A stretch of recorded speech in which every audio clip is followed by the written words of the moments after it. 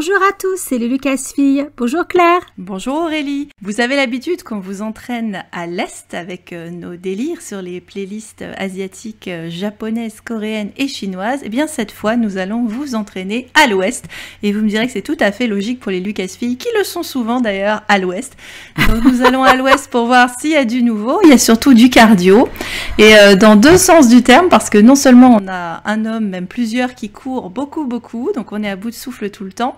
Mais on est également dans le cardio parce que c'est un de nos gros coups de cœur à toutes les deux. Donc le cœur va faire boum boum boum pendant tout cet épisode. Oui, je peux le dire d'entrée de jeu, c'est mon film préféré de tous les temps, tout genre confondu. Donc voilà, c'est le number one, indétrôné. Et peut-être indétrônable, va savoir. Alors, je sais pas si c'est le number one, mais clairement ça fait partie de mes meilleurs souvenirs de cinéma. Et en tout cas, c'est un film auquel j'ai toujours plaisir à revenir. Et tu vois, on a dû se le repasser évidemment pour vous proposer cet épisode. Et ça n'a pas pris une ride, hein, contrairement aux acteurs, mais ou à nous d'ailleurs. Parce qu'au moment où on l'a vu, parce que c'était en 92, donc on était quand même jeunes et fraîches. Jeune et fraîche collégienne, tout à fait. Ah, 92, on n'était pas collégienne. Hein. En tout cas, moi, j'étais pas. Toi, tu l'étais encore. Ah, moi, j'étais encore. Jeune et fraîche lycéenne. Voilà, c'est ça. Donc, je dirais pas une lycéenne, loin de là. Hein, mais en tout cas, ça m'avait bien marqué. Et tu vois, je constate quand même que il y a quand même un homme avec des cheveux longs torse-poil dans tout le film. Plusieurs. Hein. Voilà, plusieurs, c'est vrai, en plus. Mais bizarrement, alors pour une fois, ça va étonner. Alors bien, j'aime absolument pratiquement tout dans ce film.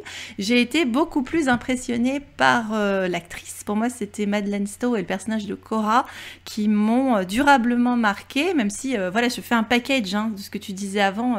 Ouais, j'aime tout dans ce film aussi, parce que tout est beau, tout est bien. Mais c'est vrai que voilà, je vais plus baver presque sur l'actrice que sur l'acteur. Je le dis parce que c'est une surprise. Ah, c'était vraiment une actrice fétiche dans les années fin 80 et toutes les années 90. Elle a tourné dans beaucoup de films. Du gros blockbuster, L'Armée des 12 singes, aux films plus cinéma indé, etc. Elle a un peu touché à tout. Et c'est vrai que dans ce film, elle donne à Cora un charisme de dingue. Moi, je trouvais qu'il y avait beaucoup d'alchimie entre les deux acteurs principaux. C'est pour ça que leur histoire d'amour flashait clair.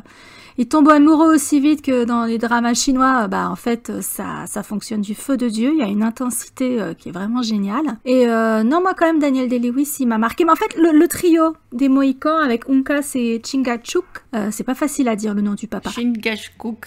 Chingachgook, ouais, voilà, c'est ça. Il y a un chat qui est au milieu là, qui oui, juste, voilà, qui pose problème. C'est comme panier piano, faut le dire plusieurs fois très vite. Ça m'avait vachement marqué. Et puis aussi mention spéciale à West Studi, même si on va reparler de lui, parce que l'année d'avant, on l'avait vu dans Danse avec les loups en méchant ponies. Là, il est en méchant huron. Bon. Et pareil, il a un charisme de dingue, ce mec. Il a une tronche et. Ah ouais, mais quelle voix. Ah ouais, en plus, ah oui, en VO. Alors on va y revenir aussi sur le fait qu'il faut voir le film en VO pour d'autres raisons. On verra ça un petit peu plus tard, sans dans la partie spoil. Oui.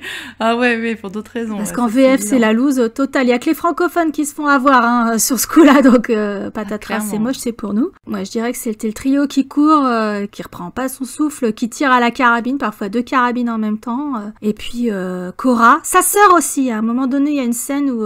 Ah oui, un des plus beaux climax de film du cinéma. C'est-à-dire que la séquence finale, elle est juste... waouh.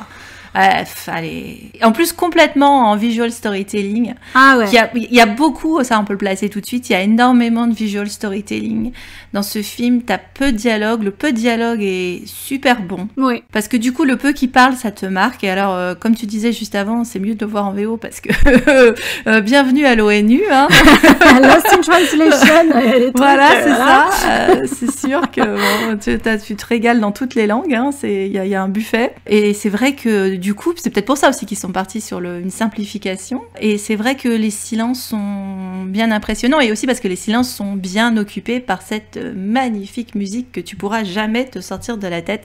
Tellement elle est belle et qui porte le film, quoi. La musique... On ne s'en lasse pas. 92, on est en 2022, donc ça fait presque 30 ans qu'il est sorti ce film. On ne se lasse pas de cette musique. Ah, c'est une des plus belles bandes originales, hein, c'est clair. Hein. Et elle complimente mais tellement l'histoire, la photographie, parce que toute la production est absolument magnifique. Et la musique, c'est la touche...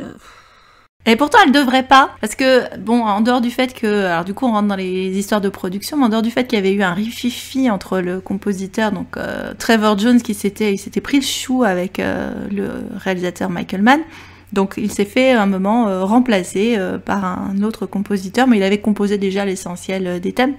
Et aussi ce choix finalement de partir sur une ambiance gaélique, celtique, qui pourtant ne va pas nécessairement avec ce qu'on a nous, parce qu'on a des Français, on a des Indiens, on a des Anglais. Tu pourrais dire qu'il y a vaguement du celtique avec la présence d'un Écossais, puisque le père des filles, Monroe, c'est un Écossais. Mais en fait, t'as pas d'Irlandais, et t'as cette musique irlandaise pendant tout le temps, avec en plus cette bizarrerie d'avoir à un moment une chanson, alors qui est magnifique. Mais n'empêche que, bizarrement, elle me gêne pas tellement, elle est belle, mais presque t'es surpris au moment où t'as ce passage chanté, qui semble complètement en décalage avec le reste des thèmes instrumentaux, et en plus qui est chanté en gaélique. Et alors tu pourrais avoir, enfin en anglais et en gaélique. Et limite, bon, c'est vrai que c'est une langue qui est tellement surprenante que tu pourrais dire que c'est du Huron, du Mohicans, ou j'en sais rien. Ça pourrait être une langue amérindienne. Mais c'est du gaélique. Et donc, c'est presque bizarre qu'ils aient fait ce choix-là et de pas être partis sur, je sais pas, un thème français ou un thème... Ou total instrumental, parce que moi, je l'ai noté aussi... j'adore ce film, mais c'est un des rares trucs que j'aime pas. Pourtant, j'aime beaucoup Clannad, hein, le groupe qui l'interprète, etc. Mais... cette chanson, pour moi, elle a rien à foutre là. À toi aussi. Elle est très belle, hein, par ailleurs. Mais ils auraient dû rester en tout instrumental ou rejeter cette chanson à la fin du générique de fin. Oui, moi aussi, c'est ce que j'ai noté. C'est très curieux, à un moment, elle tombe. Et pourtant, c'est dur de dire qu'elle tombe comme un cheveu sur la soupe. Bon, on a des chevelus, alors. Il y avait de la compétition au niveau des cheveux. Il y a beaucoup de gens qui se font scalper aussi, accessoirement. La chanson s'est pas fait scalper, elle. Alors, c'est peut-être dommage. C'est vrai, comme tu l'as dit, c'est typiquement le genre de chanson que tu pourrais avoir pendant le générique de fin. Par exemple, Dracula, qui est aussi une bande... Alors, ça fait partie des rares bandes originales que j'avais, moi, tu vois. J'avais Le Dernier des Mohicans, j'avais Robin des Bois, Prince des voleurs, et j'avais la bande originale de Dracula de Coppola. Ouais, mais tu sais qu'on va la placer à un moment. On va les placer ces deux-là. De toute façon, ils vont sortir. On est des filles de cette époque, donc forcément, ils vont sortir ces films. Et dans le Dracula de Coppola, il y avait des très beaux thèmes musicaux aussi, et tout instrumentaux, sauf une chanson d'Annie Lennox. Et la chanson d'Annie Lennox, elle était pendant le générique de fin. Elle n'est pas tombée au moment où t'as Dracula qui se balade dans son château, quoi. Donc c'est vrai que c'était un peu curieux. Ça, c'est un des quelques regrets que j'ai sur ce film. Parce que sinon, c'est vrai que la musique de Trevor Jones... Alors, moi, chose que je ne savais pas, j'ai découvert en fouinant, c'est qu'il est sud-africain, en fait, Trevor Jones. Et alors, j'avais complètement zappé qu'il avait autant de bandes originales mythiques sous sa ceinture. Excalibur, Dark Crystal, Labyrinthe, Mississippi Burning, Au nom du père, dont on va reparler, le Richard III avec Ian McKellen dans le rôle titre, Dark City et même Coup de foudre à Notting Hill. Donc le mec, il a quand même... C'est du beau linge. Ah ouais, il a roulé sa bosse et puis il a signé des BO absolument mythiques, quoi. Donc, dont celle du Dernier des Mohicans, qui est quand même, pour moi, la plus mythique, mais c'est peut-être parce que le film a une place tellement particulière dans mon cœur que, voilà, quoi. Même si j'aime tous ceux que j'ai cités juste avant, à part Excalibur. À part Excalibur, j'allais dire, oui, j'étais étonnée. Non, celui-là, non, toujours celui-là va pas être tout de suite au programme de notre playlist. Non, c'est pas... On le traitera peut-être un jour parce qu'il est important, mais bon, tu vois, ce qu'on en avait dit dans notre vidéo sur la légende arthurienne, perso, ça me suffisait. Tu renvoies à la légende arthurienne, exactement. On a fait notre devoir de mémoire sur la légende arthurienne. À part cette chanson de Clannad qui tombe, c'est un peu dommage. Il y a très peu de choses qui me gênent. Il y a des faux raccords qui me font rire maintenant, mais j'avoue au cinéma et même du temps où je regardais la VHS, j'avais pas spécialement fait gaffe. Je les ai vus beaucoup plus tard avec le DVD où l'image était quand même meilleure. Mais sinon... Ah, j'ai même pas fait attention, moi. Je suis sûre qu'il y en a, mais je n'ai pas fait attention. Il y en a un dans le climax qui est vraiment drôle, donc ça... Alors que le climax ne l'est pas du tout. C'est pas le moment c'était pas le moment de rigoler. N'est-ce pas ? Donc voilà, ça on le verra dans la... Parce que... la partie spoil. Oui, voilà, j'allais dire un truc, mais en fait, non, je le garderai pour la partie spoil. Oh, oui, mais alors, tu vois, c'est un problème quand on fait les hors-séries, c'est-à-dire que généralement, parce que on en proposera peut-être un jour des récents, mais c'est vrai que généralement, on va quand même chercher dans nos greniers, hein, ou en tout cas dans les vieux films. Donc, en théorie, est-ce qu'il y a besoin de se soucier d'une partie spoil ou non spoil? Bon, on va quand même un peu essayer de jouer le jeu. Du coup, on a tout de suite placé finalement ce qu'on n'aimait pas, c'est-à-dire pas grand-chose, c'est-à-dire cette chanson que pourtant on aime bien toutes les deux. Et puis, si, dans la version française, en fait, ce que tu commençais à dire, c'est-à-dire que le fait est que tu te fais niquer avec la version française, oui. Parce que tout ce passage de réunion au sommet, meeting à l'ONU, je comprenais pas d'ailleurs quand on le voyait en version française, pourquoi il y avait entendu des voix derrière et l'autre qui répétait la même chose. Pourquoi il répétait ce que disait l'autre en français? Pareil, et puis le manque de réaction, notamment des personnages féminins alors que leur destin est en train de se jouer. Ah, balèque, ouais. Et en fait, tu comprends beaucoup mieux quand tu regardes en VO, ce que finalement moi j'ai fait sur le tard avec le DVD, donc vraiment très très tard. Et je dis ah oui, cette scène prend tout son sens. Ah ouais, ok. Alors en plus, les accents quoi. Ah ouais. Ils se sont donné du mal pour parler français et tu sens qu'il y a eu des coachs, il y a eu des coachs pour les langues amérindiennes. Alors il y a eu du phonétique, moi je dirais. Et il y a eu des coachs pour la langue française en particulier, quoi. Donc c'est vrai. Et puis il y a aussi en VO l'acteur qui fait donc le colonel Monroe, le père de Cora et d'Alice, de nos héroïnes, qui a un accent écossais en VO. Mais bon, lui aussi, t'as l'impression qu'il a bouffé des cailloux au petit-déj. Et c'est tellement drôle! C'est vachement important en plus cette histoire-là. Parce le fait qu'il soit écossais, ouais. Oui, parce que justement il est méprisé par les autres du fait qu'il l'appelle l'écossais. D'ailleurs, il l'appelle pas General Monroe. Il l'appelle à un moment, on voit ce passage-là où t'as l'autre qui dit dis à l'écossais. Parce qu'évidemment, les écossais, avec tous les passifs, on est au XVIIIe siècle, donc ils viennent juste de mettre sur la gueule aux écossais justement, là, qui ont été intégrés. Il y avait des guerres. Hein, je me renvoie à Outlander. Exactement. Outlander qui montrait bien. C'est exactement cette époque-là. Cette période-là, ouais. Exactement. Donc, voilà, ce vieux passif-là, donc on sent qu'il les aime pas, les Écossais, et qu'il les méprise. Mais ça, tu le perds, ça, quand tu le vois en version française, parce que pour toi, il n'y a aucune différence entre le type qui a une redingote rouge et l'autre type qui a une redingote rouge, quoi, si tu veux. On perd beaucoup d'infos à la VF. Même si vous n'êtes pas adepte des films avec sous-titres, si vous voulez découvrir ce film, faites-le en VO sous-titré, parce que sinon vous allez perdre de l'information et perdre du sens à un moment crucial du dénouement. Donc, ouais, et puis comme on l'a dit, il y a quand même relativement peu de dialogue dans ce film. Donc, il y a beaucoup de visual storytelling, il y a des plans qui sont magnifiques. Moi, en le revoyant pour préparer ce podcast, je me suis à nouveau extasiée devant le nombre de travelling magnifiques pendant des scènes de bataille. Enfin, franchement, Michael Mann, c'est pas spécialement un réalisateur dont j'ai regardé toute la filmo. D'ailleurs, ce film est un ovni dans sa filmographie. Il l'a vraiment filmé parce que il a adoré la version de 1936. Le roman, pas tellement, et on le rejoint là-dessus, mais ça, pareil, on y reviendra un petit peu plus tard. Et c'est vrai que ces autres films, j'en ai vu quelques-uns. J'ai vu Hit, tu vois, bon, c'est des films d'action. La réal est très bien, mais ça me parlait moins que... Et là, vraiment, t'as des plans mais magnifiques, la photographie est absolument magnifique. Alors ils ont tourné en Caroline du Nord. Ouais. Ils pouvaient plus tourner à l'endroit où l'histoire était censée se passer parce que c'est censé se passer dans la province de New York au XVIIIe siècle.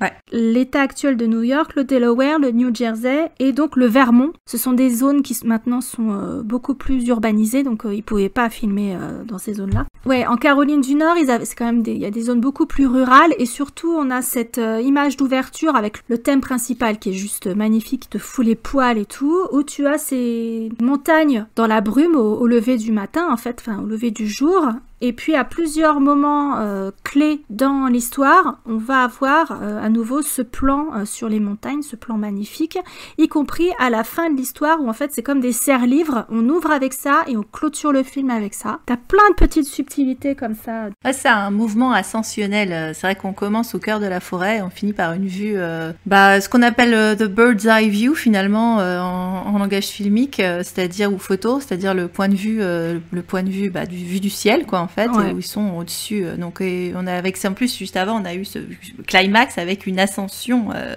sur une falaise. Et ce morceau magnifique nommé le promontoire, ouais, le bien nommé, c'est qui était très très chargée.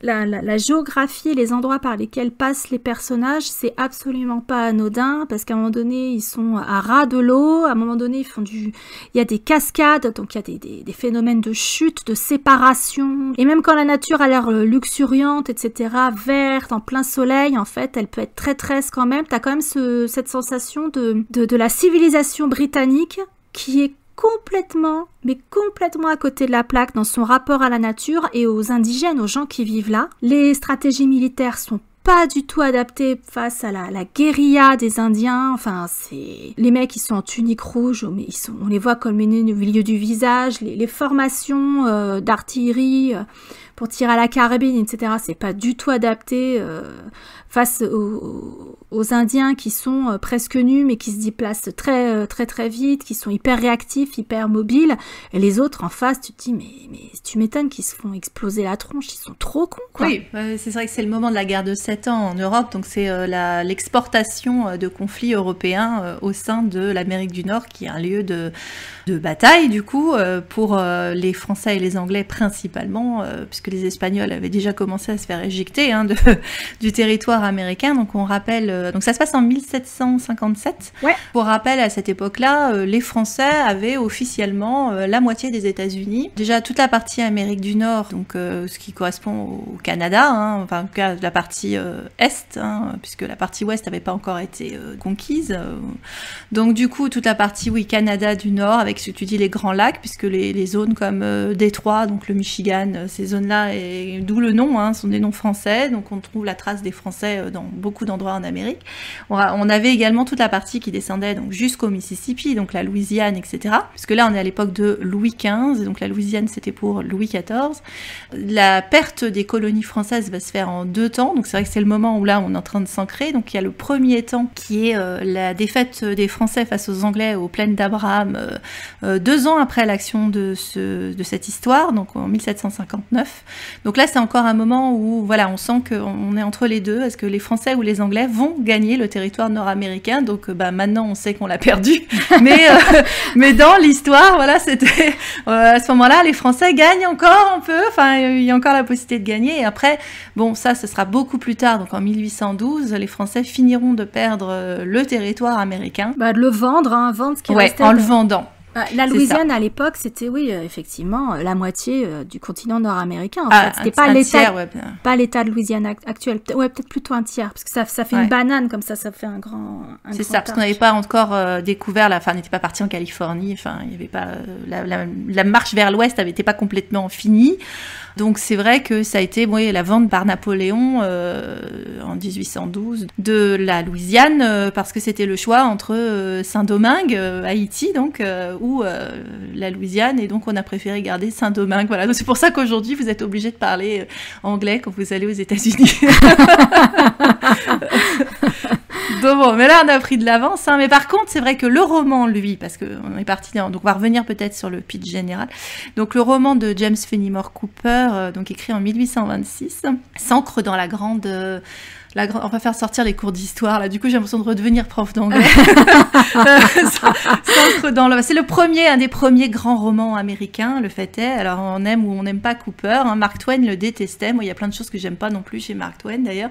Mais c'est quand même un des grands pionniers du roman américain qui a influencé, justement, des gens comme George Sand, en France. Enfin, je veux dire, il était vraiment apprécié de plein de gens, Fenimore Cooper. Et donc, en fait, ça s'ancrait dans l'époque où il s'était en train de développer le concept de Manifest Destiny, donc le fait que les Américains devaient conquérir l'ensemble du territoire, donc la grande marche vers l'ouest, et donc ça veut dire, pour la population qui nous préoccupe aujourd'hui, la disparition progressive des populations amérindiennes qui se font pousser de plus en plus hors de leur territoire. Et donc finalement, dans cette histoire-là de Fenimore Cooper, tu as les problèmes géopolitiques entre Français et Anglais sont le berceau de la civilisation américaine, puisqu'on est une vingtaine d'années avant la déclaration d'indépendance, grosso merdo. Et donc il y a ça, et en même temps, il y a la description de la fin d'une civilisation amérindienne, puisque le titre est Le dernier l'armée des Mohicans. Donc la disparition des Mohicans, mais pas seulement, parce qu'on a aussi d'autres populations qu'on croise, qui sont les Hurons ou les Mohawks, et qui sont également avec des problématiques par rapport à l'invasion du colon blanc et de l'européen sur leur territoire. C'est une vision, dans le roman, qui est assez raciste, quelque part colonialiste, clairement il y a des enjeux politiques comme tu l'as rappelé.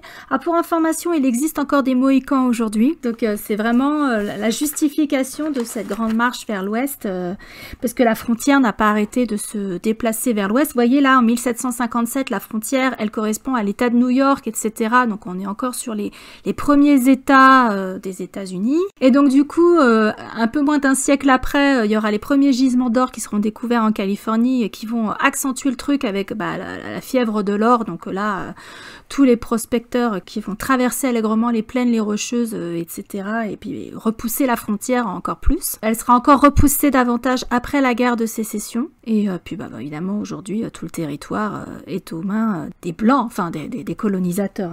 Oui, enfin avec d'autres complications historiques sur lesquelles on ne va pas s'étendre, voilà, parce qu'on est en train de traiter autant n'emporte le vent ou autre chose. Donc on va c'est pas le dessous des cartes. Non, on va pas faire ça. On vous rassure. L'Amérique du XVIIIe siècle, on connaît pas très bien, c'est pas notre culture. Et tu vois, typiquement le XVIIIe siècle, c'est un siècle que j'aime pas. Et donc ça m'étonne toujours que mon film préféré de tous les temps se passe au XVIIIe siècle. Et alors, il est vraiment rattaché à un fait historique qui est très bien documenté, qui est la bataille du fort William Henry. En fait, c'est le fort que commande le père des héroïnes, donc le colonel Monroe. Et cette bataille a bien eu lieu entre le 3 et le 9 août 1757.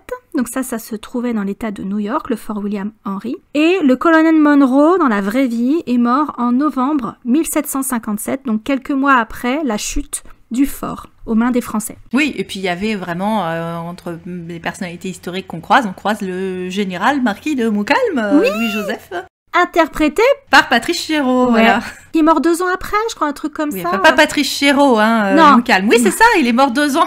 Il est mort 2 ans après dans la bataille sur les plaines d'Abraham, là où on a perdu Québec. Et en sachant qu'il est mort, son adversaire, le James Wolfe, donc qui était le général qui était en face de lui, est mort également. Et alors c'est intéressant parce que le tableau de la mort du général Wolfe a servi d'inspiration pour les costumes et les tatouages des acteurs dans le film. C'était une grande source d'inspiration visuelle, cette mort du général Wolfe. Donc c'est intéressant parce que c'était l'adversaire donc de Montcalm, qui est un des personnages du film. Et alors il y avait une gravure par Watteau qui représentait la mort de Montcalm, qui fait pendant à cette mort de Wolfe, parce qu'ils sont morts le même jour, quoi, tous les deux. Sur le même champ de bataille.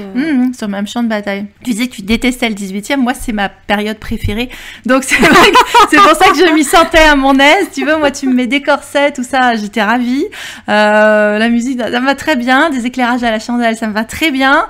Et aussi, alors le fait qu'ils avaient vraiment fait énormément de recherches, pas seulement sur donc les populations amérindiennes, et le fait qu'il fallait que les décors, les costumes, les accessoires soient le plus authentiques possible.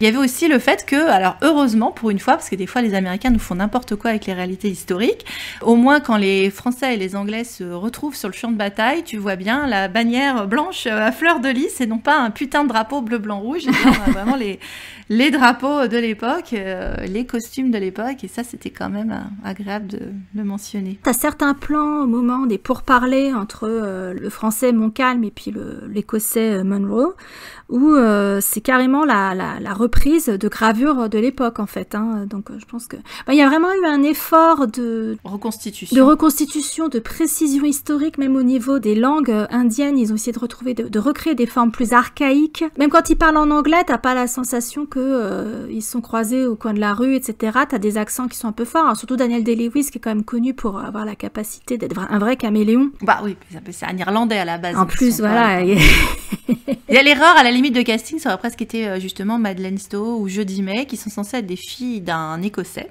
Oui. Même si elles sont élevées dans la bonne société britannique, ils ont pris une américaine et Jodie May, je crois qu'elle est britannique. Australienne. Elle est britannique. Bon, alors elle, ça passe, mais tu vois, pour le peu qu'elle a à dire, de toute façon, la question se pose pas. Mais pour Madeleine Stowe, qui fait quand même un effort à la Carrie Fisher dans son premier rôle de Leia, elle essaye de bien causer l'anglois, mais bon, c'est quand même une américaine. Donc là, je dirais que c'est peut-être petit défaut. Je viens de retrouver un autre aussi, j'ai oublié de mentionner. Il y a un putain de cri de Willem à la fin. Oui, j'ai vu ça. croisé un. Ah, toi aussi. Oui. Ah là, j'étais là, non, mais là, c'est pas le moment. Et du coup, ça m'a presque gâché. Maintenant que je les connais, mais à l'époque, si tu veux, quand j'étais jeune, moi, les cris de Willem, ça me parlait pas, quoi. Mais après, maintenant, je dis, oh non, ils m'ont mis un cri de Willem à la con dans cette scène. Enfin, c'est indispensable. Mais la reconstitution, t'avais le fort qui a aussi été construit. Oui, ils ont reconstitué le fort, qui est inspiration Vauban, en fait, quand même, puisqu'évidemment, les ennemis de la France se sont tous mis au diapason en termes de places fortes et d'artillerie et de plateformes d'artillerie. Oui, ils ont reconstitué le fort William Henry. En taille réelle. À l'échelle, etc. Ils l'ont implanté à un endroit qui ressemblait, parce qu'en fait, c'est le siège du fort qui est reconstitué. Vous avez la garnison anglaise qui est coincée dans le fort qui est assiégé, et les Français qui mènent une guerre de sapes et de tranchées pour se rapprocher sous couvert de la nuit de plus en plus du fort et des positions britanniques pour faire avancer l'artillerie et d'être à portée de tir et tout défoncer. Donc c'est exactement comme ça que s'est déroulée la bataille, et on le voit très très bien parce qu'à un moment donné, notre joyeuse équipée sur laquelle on va revenir arrive de nuit sur cette scène de bataille, en plus avec cette musique extrêmement martiale. D'un seul coup, les percussions sont hyper présentes, le tambour militaire, etc. Et où tu as ces travelling magnifiques de l'avancée des Français. Et puis les Anglais qui, du haut de leur fortification, essaient de les empêcher. Enfin, c'est vraiment... Il y a eu un gros travail de recherche historique. Et ça se sent parce que du coup, c'est un film qui est très très immersif, en fait. Ah jusqu'au fait qu'il fallait que... Enfin, Michael Mann voulait que les canons tirent vraiment des boulets de canon. Il voulait pouvoir filmer le boulet en train de... Enfin, c'est filmé de nuit principalement la bataille, mais il voulait pouvoir voir ça. Et on lui disait, ouais, ça risque de tomber quand même sur des gens. Donc, non, on va juste faire un effet fumé, c'est déjà bien suffisant. Un petit effet pyrotechnique de base, mais non, il voulait voir les trucs. Donc, bon, apparemment, il n'y a eu aucun décès, aucun animal, ni humain n'a été blessé voilà. pendant le tournage de ce film. Non, j'ai pas vu d'anecdote particulière là-dessus, effectivement. Ouais.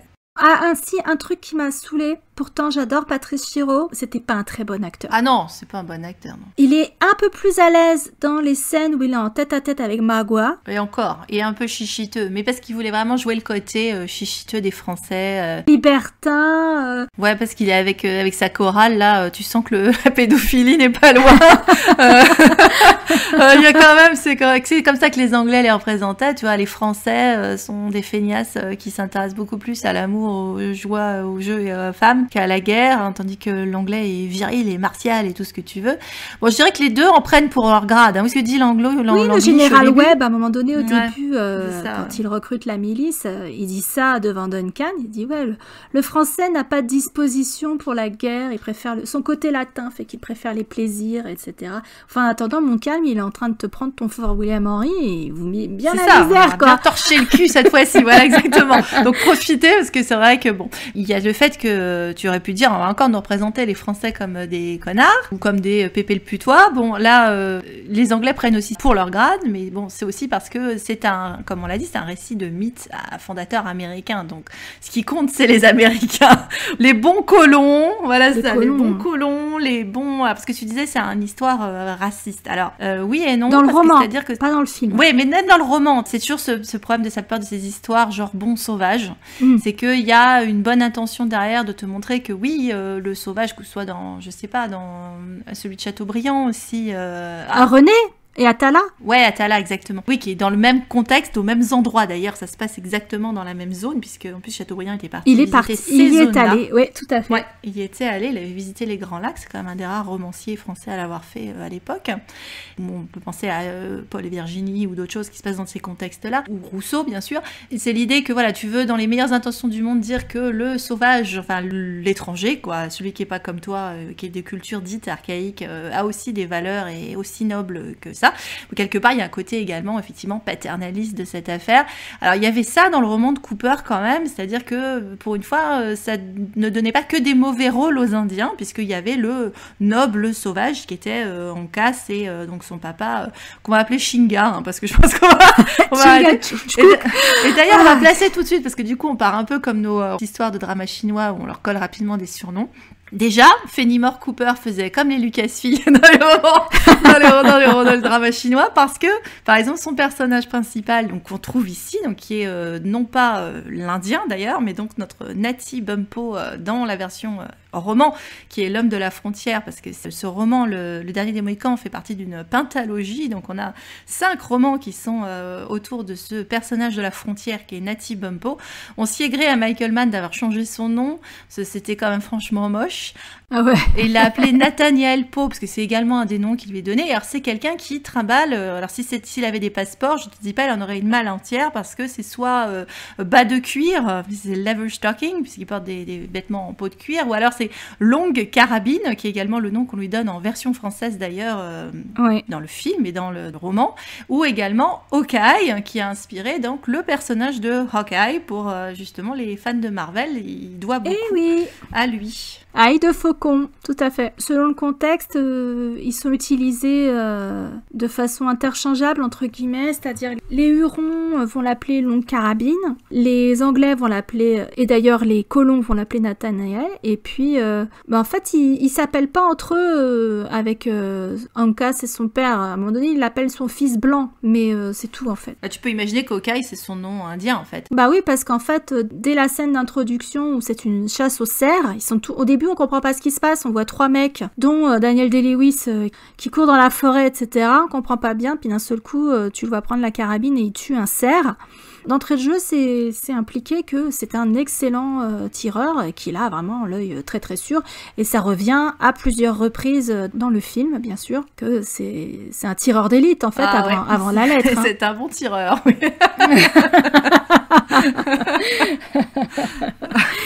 Et c'est vrai que, conformément à son habitude, Daniel Day-Lewis avait fait une préparation de dingue pour ce rôle. Donc lui, en général, il se prépare pendant au moins 6 mois avant de tourner un film. Donc là, il avait vécu en mode chasseur-cueilleur à poil dans la pampa, genre Survivor, quoi. C'est vrai qu'il est dans une condition physique exceptionnelle. Ouais, il avait été formé par un militaire, par un soldat, qu'il avait fermé à la dure pour il avait fini par tirer. Il s'est pas fait doubler pour les scènes où il tire parce que il pouvait atteindre en plein dans le mille à chaque fois qu'il tirait, quoi. Ce qui rappelle un peu, alors c'est vrai qu'on sait que Daniel Day-Lewis c'était parce qu'il s'est retiré, il a pris sa retraite, mais c'était le méthode acteur par excellence. Alors quelque part ça rappelle aussi ce qu'avait fait Keanu Reeves sur la préparation de John Wick où il était devenu vraiment pareil une arme de guerre. Et oui, c'était une arme de guerre, c'est-à-dire qu'il pouvait vivre exactement comme son personnage. Alors c'est vrai que ça fait partie des côtés appréciables chez Daniel Day-Lewis et son investissement sur chacun de ses personnages, mais c'est aussi quelque chose qui lui est beaucoup reproché et dont beaucoup de gens à Hollywood se sont moqués. Notamment, il avait pressenti pendant longtemps pour jouer le rôle soit de Louis, soit de Lestat. Je t'avoue que je sais plus pour lequel il devait le faire. Dans Entretien avec un vampire, c'était probablement Lestat. Et la production avait abandonné le projet parce qu'avec lui en tout cas, en disant non mais on n'a pas les moyens de le laisser comme ça dormir 6 mois dans un cercueil. Donc si c'est le sang de tout le monde, la banque du sang ne va pas y suffire. Donc du coup, c'était pas lui, c'était Tom Cruise, mais voilà. Mais le fait est que il est parfaitement crédible dans ce film et ah oui, on y croit complètement dès la première scène. Qui pareil, c'est du visual storytelling qui sert à installer ce trio qu'on va suivre, donc le père avec ses 2 fils, qui est un peu le cœur de l'histoire, sur lequel vont venir se greffer ensuite les 2 filles du colonel Monroe et un personnage dont on n'a pas encore parlé, Hayward. Duncan Hayward, ouais.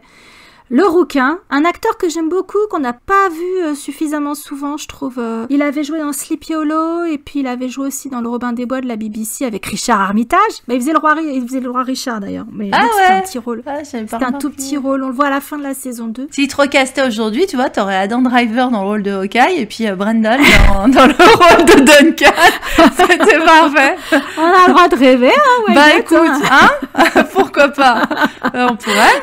C'est vrai que ce personnage aussi de Duncan, il est hyper intéressant. Alors lui, vraiment, il personnifie la rigidité de l'Angleterre géorgienne, du colonisateur anglais pour qui la vie des gens sur place doit être soumise au règne et à la règle de l'Angleterre très très très lointaine. Il a aucune compassion pour les colons qui vivent sur la frontière et dont les fermes sont attaquées par des raids de tribus indiennes associées aux Français, notamment les tribus Ottawa et Huron. Donc lui, il en a rien à foutre. Et c'est un personnage, à un moment donné, on adore le détester, mais il se rachète de ouf à la fin. Mon Dieu, regarde ça pour plus tard. On avait dit avec Aurélie qu'on partirait rapidement dans la partie avec spoil, mais tu vois, on est déjà à 30 minutes, on n'y est pas. Et en fait, on a déjà qu'on dise un certain nombre de choses qui sont que, on a introduit qu'il y avait le roman, et ça, on va le garder pour la partie spoil. C'est que, heureusement que Michael Mann n'a pas fait son scénario sur le roman, parce que bien que ce soit un roman, voilà, hyper connu, putain qu'il est chiant, putain qu'il est relou. Et ça, on en parlait toutes les deux. Chaque fois qu'on me dit, parce que c'est un grand classique, les gens qui te disent, de toute façon, les films, ils sont toujours moins bons que les romans. Certes, mais chaque fois que j'entends ça, voilà, chaque fois que j'entends ça, je dis toujours, bah, pas le dernier des Mohicans, parce que du coup, moi, mon frère l'avait en livre de poche, mais ça m'envoyait pas du rêve quand je le voyais. Et donc, quand j'ai vu le film, tu penses, mes mères, elle a voulu regarder le livre. Pareil. Comme je dis toujours, j'ai pas été déçue du voyage. Enfin, si, parce que j'étais là, mais c'est quoi cette merde? Et il a fallu que je l'étudie après à la fac et tout, et je maintiens, quoi. C'est quoi cette merde? Parce que, il y a plein de trucs complètement abracadabrantesques. Enfin, ils ont gardé quelques trucs, mais c'est vrai qu'ils se sont surtout appuyés sur le scénario de 1936, parce qu'il y a eu plein d'adaptations télé et films de ce roman, donc. Et donc, le 1936 que tu mentionnais au début, Aurélie, c'était le premier souvenir de cinéma de Michael Mann. Donc, en fait, il a juste voulu revivre son émotion de cinéma, et il a gardé des choses, il a gardé des dialogues, il a gardé des modifications qui avaient été faites. Alors, on n'a pas pu le voir, ni toi ni moi, c'est un regret, la version de 36, pour voir ce qu'il avait gardé. Mais il a également fait des changements dont on lui s'y est gré, parce que c'est pareil, je pense que quand on verra le 36, on va être déçu, parce que notamment sur certains personnages, il y a eu des changements assez radicaux. Ce qu'il a surtout gardé de 1936, c'est le fait qu'on ait une histoire d'amour. Parce que c'est pas ce qui te marque le plus quand tu lis le bouquin, hein, franchement. Bah, les femmes, c'est plus un prétexte. Puis en plus, il y a une différence de traitement entre Cora et Alice. Ah oui, ouais, ça. Mais c'était aussi le cas dans la version de 1936.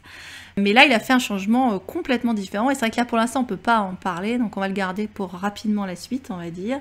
Voilà, c'est vrai qu'après, si on reste sur la partie non-spoil de manière générale, on peut dire que c'est surtout un roman sur, effectivement, la construction du mythe américain, voire du monomythe américain, mais c'est pas complètement vrai, je trouve, le monomythe américain pour ce film ou pour ce roman, qu'on a des questions d'écologie que tu évoquais, Aurélie, au début, des questions de traitement des nations indiennes, qui doit beaucoup, à mon avis, aux Danses avec les loups, qui avait lieu 2 ans, enfin, qui avait été filmé, qui était sorti au cinéma 2 ans auparavant. Donc, c'est vrai que la façon de voir les Amérindiens avait déjà considérablement évolué, donc leur histoire, etc.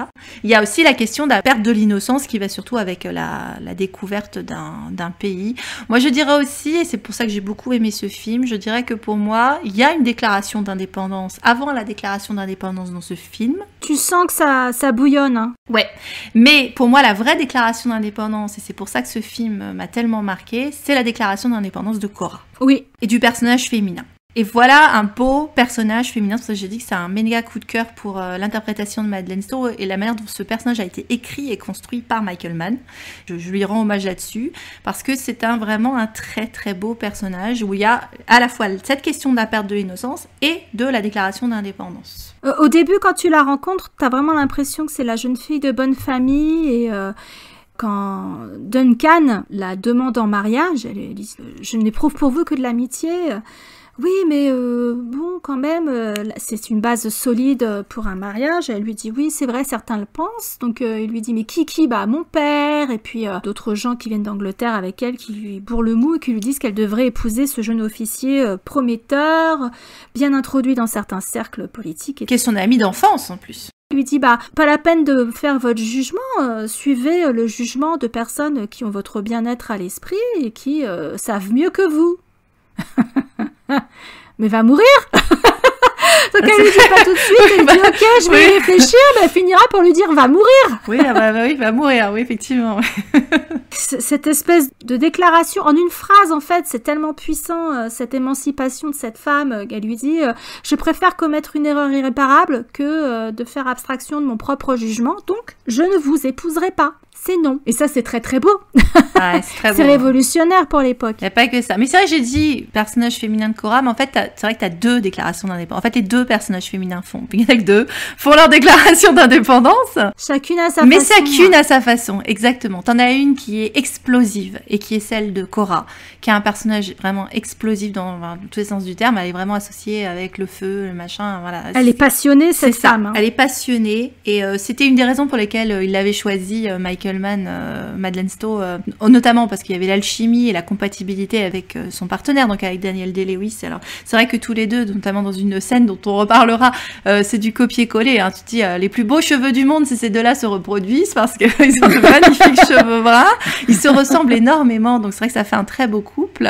Et elle avait un rire tonitruant, Madeleine Stowe, qui lui avait, sous des allures très jeune fille sage de bonne famille, si tu veux, qui du coup lui avait fait dire, ah oui, en fait, c'est vraiment le feu sous la glace, quoi. Donc ça lui avait bien plu. Et t'as Alice qui, effectivement, a une déclaration d'indépendance qui se fait sans bruit, sans tapage, qui est aussi frappante, aussi marquante à vie, mais qui du coup s'est faite de manière insidieuse. Et ce qui est marrant, c'est que tu as vraiment ces 2 couples dans l'histoire, parce qu'en dehors du fait qu'on a aimé tous les aspects épiques, fresques, machin, etc., qu'on associe toujours avec ce film. C'est un film historique, c'est une fresque épique, c'est un film de guerre par certains aspects, mais pas tellement. Moi, je dirais que c'est surtout un super, méga, putain film romantique.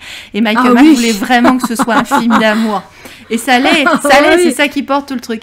Et tu as 2 couples, en fait, un peu comme dans nos dramas chinois d'ailleurs, où tu as un couple alpha et ton couple bêta, voilà, et tu as ton couple bis, et tu as ces 2 couples qui sont parfaitement pas équilibrés dans le sens, tu vois, des dyades qu'on a des fois en yin-yang, c'est-à-dire que tu as le couple explosif et tu as le couple introverti. Exactement. Taiseux. Le taiseux, voilà, mais également qui se sont reconnus et qui sont exactement pareils, si tu veux, et ça, c'est très joli, ce truc-là, ouais. Bah, ça se passe pas comme ça dans le roman, par exemple. Non, bah non, ça, on va en reparler après, mais dans le roman, de toute façon, laisse tomber. C'est pas un roman d'amour, voilà, c'est ça. Ah non, pas du tout. C'est pour ça que t'es déçu, tu dis, je vais m'en payer une bonne tranche. Et là, tu tournes les pages, et puis tu dis, mais elle est où ma bonne tranche? Parce que là, il y a rien dans le sandwich. Je vais tomber des mains, mais quelle déception après avoir vu ce film qui a été une grosse claque. Bah, oui. Un film qui, à mon avis, a marqué beaucoup de gens, parce que, alors, je suis convaincue que le film de Mel Gibson de 2006, Apocalypto, doit énormément alors, j'ai beaucoup aimé, moi, Apocalypto, et alors, c'est carrément l'ambiance du Dernier des Mohicans, notamment au niveau des thématiques qui sont la perte de l'innocence d'une tribu qui vit dans la nature, parfaitement intégrée, etc. Et à la fin, ça se termine avec l'arrivée des spoilers, avec l'arrivée des Européens, mais t'as progressivement, effectivement, une perte d'innocence, et t'as tout à fait cette façon de filmer dans la jungle, où les hommes ne font qu'un, en fait, avec la nature. J'ai lu également quelque part que le final des 2 tours de Peter Jackson est complètement inspiré du climax de ce film, du Dernier des Mohicans. Ouais, que apparemment Peter Jackson avait été marqué par la poursuite sur la falaise, et donc là, je t'avoue que c'est vrai que quand je l'ai lu, je dis, ah bon, il faut que j'aille revoir ça, parce que ça m'a pas frappé. Ah mais complètement, ouais. Voilà, c'était le truc que j'avais vu. L'occasion de se refaire la trilogie du Seigneur des Anneaux, ça fait longtemps. Ça peut tomber peut-être un jour, ça, on n'est pas à la... Ah ouais. Alors, c'est un film qui peut paraître violent par moment, enfin, même qui est violent. Il est marqué, mais ça m'a surpris, interdit au moins de 18 ans. Sur Amazon ans. Prime, qui est la plateforme de streaming où on peut le voir aujourd'hui.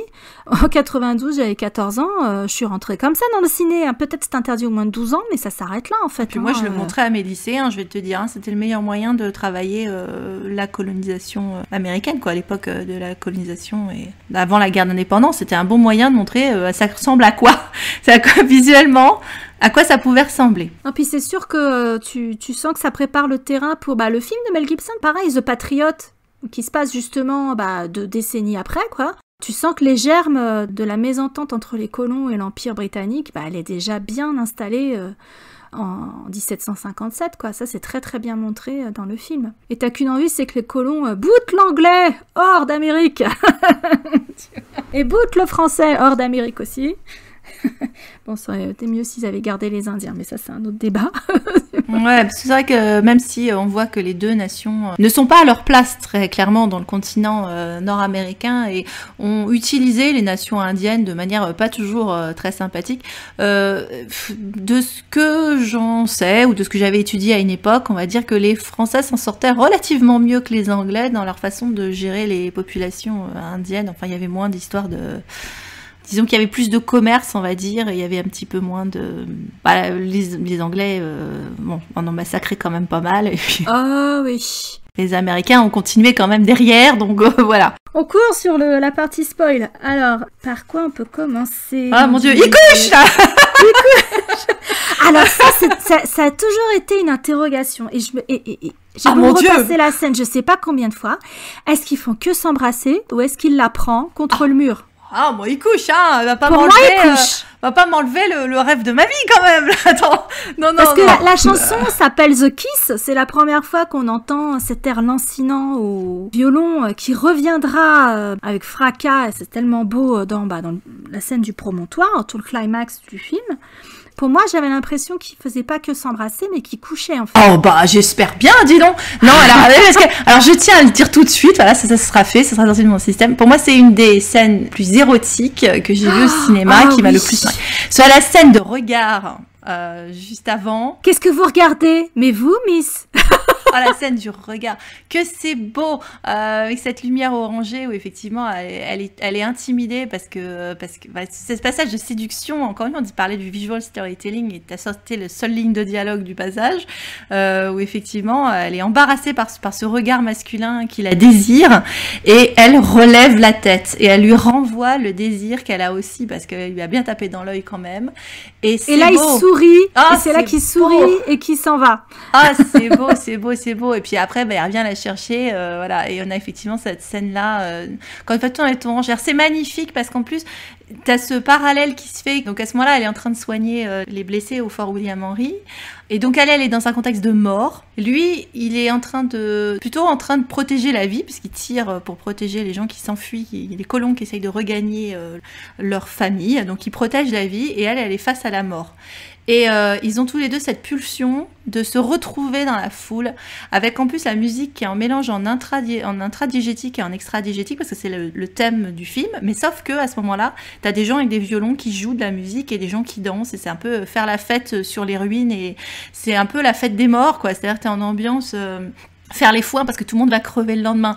Et donc du coup t'as cette pulsion, enfin vraiment la libido dans le sens pur du terme quoi, c'est-à-dire de pulsion de vie qui les fait se retrouver attirés l'un vers l'autre dans une ambiance qui pourrait te rappeler la Smut Hut ah oui en plus avec les feux de camp mais oui ouais, c'est exactement ça, c'est tu n'es pas seul et toi non plus, c'est exactement ça, ils le disent pas mais c'est pour ça qu'on a été tellement attirés toi et moi par cette scène et par Relo, parce que c'est exactement ça, c'est la même thématique, la même façon de l'illustrer et donc ils vont se mettre à part et cette magnifique scène de baiser mais quand t'as pas besoin de montrer un nichon, un cul, un machin ou même des pectoraux, des souffles qui se mélangent et des regards et les mains qui se crispent et t'as pas besoin de faire plus, c'est tellement beau cette scène. Puis après quand il y a ce plan, tu parlais des travelling, t'as ce plan où ils sont en train de regarder et eux ils sont en train de succomber à leur passion, cette image elle est magnifique avec leurs cheveux et tout de profil et alors tu vois moi ce que je dis sur ce couple, c'est le couple qui reste ensemble et qui s'aime, c'est comme Saint-Exupéry, mais regarde dans la même direction.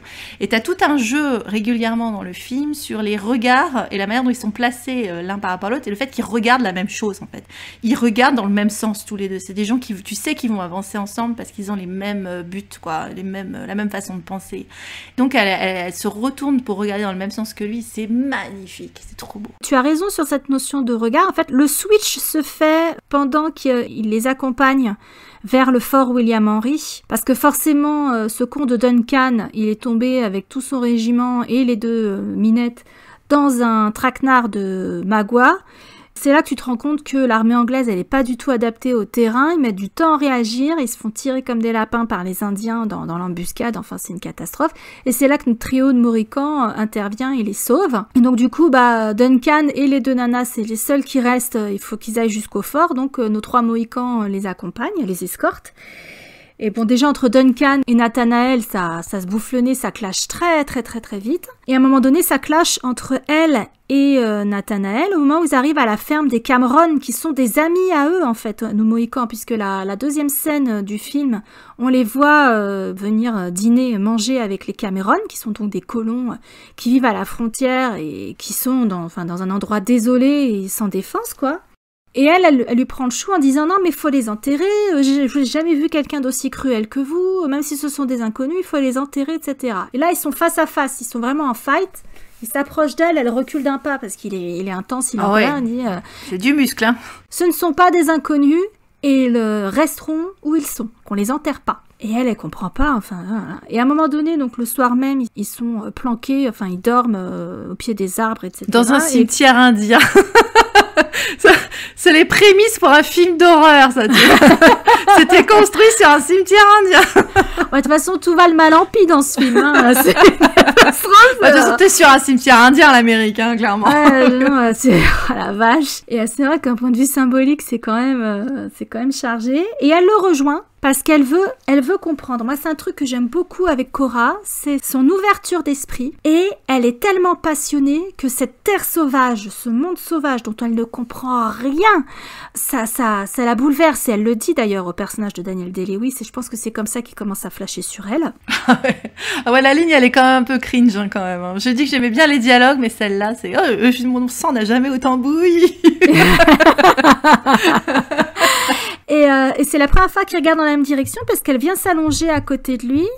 Il regarde dans la même direction parce qu'à un moment donné, t'as des Français qui arrivent avec des Ottawa. Ils se disent « Ah putain, on va devoir se fighter, etc. » Et le fait qu'ils soient sur un champ funéraire fait que les Indiens disent aux Français « Non, on n'y va pas. Mais t'es sûr pourquoi on va pas là-bas ? Impossible. » Ok, donc parce que c'est pour ça qu'ils se sont mis à dormir là, les Mohicans. Ils sont pas cons. Hein. Et ensuite, il regarde dans la même direction quand il lui raconte ce conte magnifique...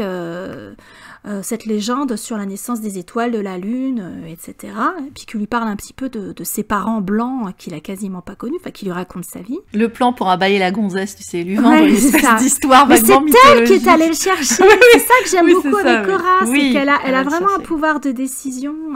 Et elle demande à en comprendre plus. Elle lui dit « Vous avez raison, on comprend rien à ce qui se passe ici, vous avez tout à fait raison. » Et une fois que la menace des Français des Ottawa s'est éloignée, au lieu de retourner près de sa sœur au Caucase, elle reste dormir à côté de lui. Elle lui tourne le dos, etc., mais elle dort sur le côté et elle reste dormir à côté de lui. Et là, il lui fait le coup de l'ascenseur. Il la regarde de la croupe au pied. Au pied, voilà, exactement.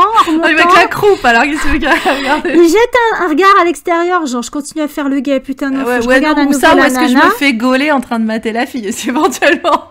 Et il lui refait encore plus lentement, machin, et je me dis, ma vieille, t'es ferrée, et lui aussi. Ah ouais.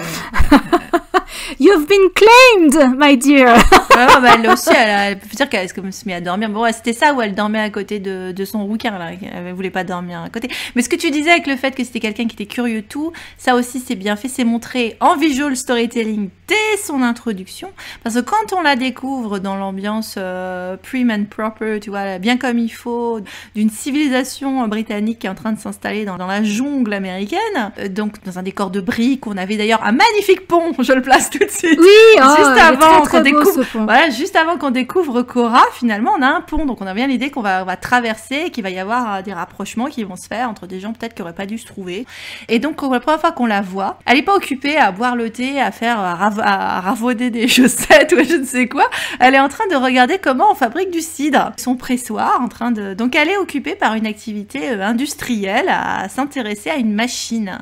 Et ça, déjà, c'est tout un poème sur c'est qui ce personnage. C'est quelqu'un qui est effectivement très intéressé par ce qui se passe. Et aussi au moment de l'attaque dont tu parlais, de la première embuscade, parce qu'il y en a plusieurs, la première embuscade faite par Magua des filles, là, au moment où le trio rencontre les gonzesses, bah c'est pas une victime, voilà, parce que il y a un flingue qui est tombé par terre, et ben Mémère elle récupère le flingue, elle se le fout dans la poche, et elle est prête à se défendre. Et elle le frappe. Et à défendre sa sœur. Ouais, elle le frappe. Oui, elle défend toujours sa sœur, qui, elle, est tétanisée. Et d'ailleurs, Cora, c'est une des rares qui suit ce qui se passe dans la bataille, puisqu'à un moment donné, elle dit à Duncan qui s'apprête à tirer sur le père Chingachgook, Elle lui dit non, Duncan. Et c'est là que Daniel Day-Lewis prend le fusil des mains de Duncan et lui dit des fois que vous visiez mieux que vous ne raisonnez. Il n'a pas compris que les 3 autres Indiens, ils étaient venus à sa rescousse, mais il est trop con, quoi. Mais c'est vrai ce que tu dis sur Cora, qui est curieuse de tout, parce que juste avant cette embuscade, on la surprend à regarder dans les sous-bois, et son regard croise celui d'un puma, et elle est fascinée par le puma. Elle est vraiment curieuse de tout, et... Eh ben seulement ça, parce qu'ils sont pris en ce moment-là, ils sont pris en filature. C'est pas le moment où ils sont déjà observés par peut-être qu'elle se sentait déjà observée par les Hurons. Oui, qu'on voit plusieurs fois en embuscade, effectivement. Donc elle sent qu'il y a quelque chose de pas net, ce qui n'est pas le cas des soldats qui sont avec elle, quoi. Ah ouais, non mais ils ont rien vu venir, ils sont cons comme des mâles. Mais même le Duncan, il a été loin à la détente, en fait. Mais elle est toujours très, comme tu dis, elle est toujours très attentive à son environnement. Parce que c'est pareil quand ils sont, après avoir quitté le fort William Henry et qu'ils sont dans la longue... Pareil, c'est aussi une scène historique, c'est-à-dire ça s'est pas passé comme ça, hein, parce que il n'y a pas autant de personnes qui se sont fait massacrer, mais néanmoins c'était un fait historique que les gens qui avaient quitté le fort William Henry, puisque les Français les avaient laissés quitter le fort sans les tuer, se sont fait attaquer effectivement par des Indiens dans une embuscade. Et donc cette scène qui est magnifiquement reconstituée, vraiment t'es comme ça sur le bout de ton canapé ou dans ton siège, c'est vraiment bien fait.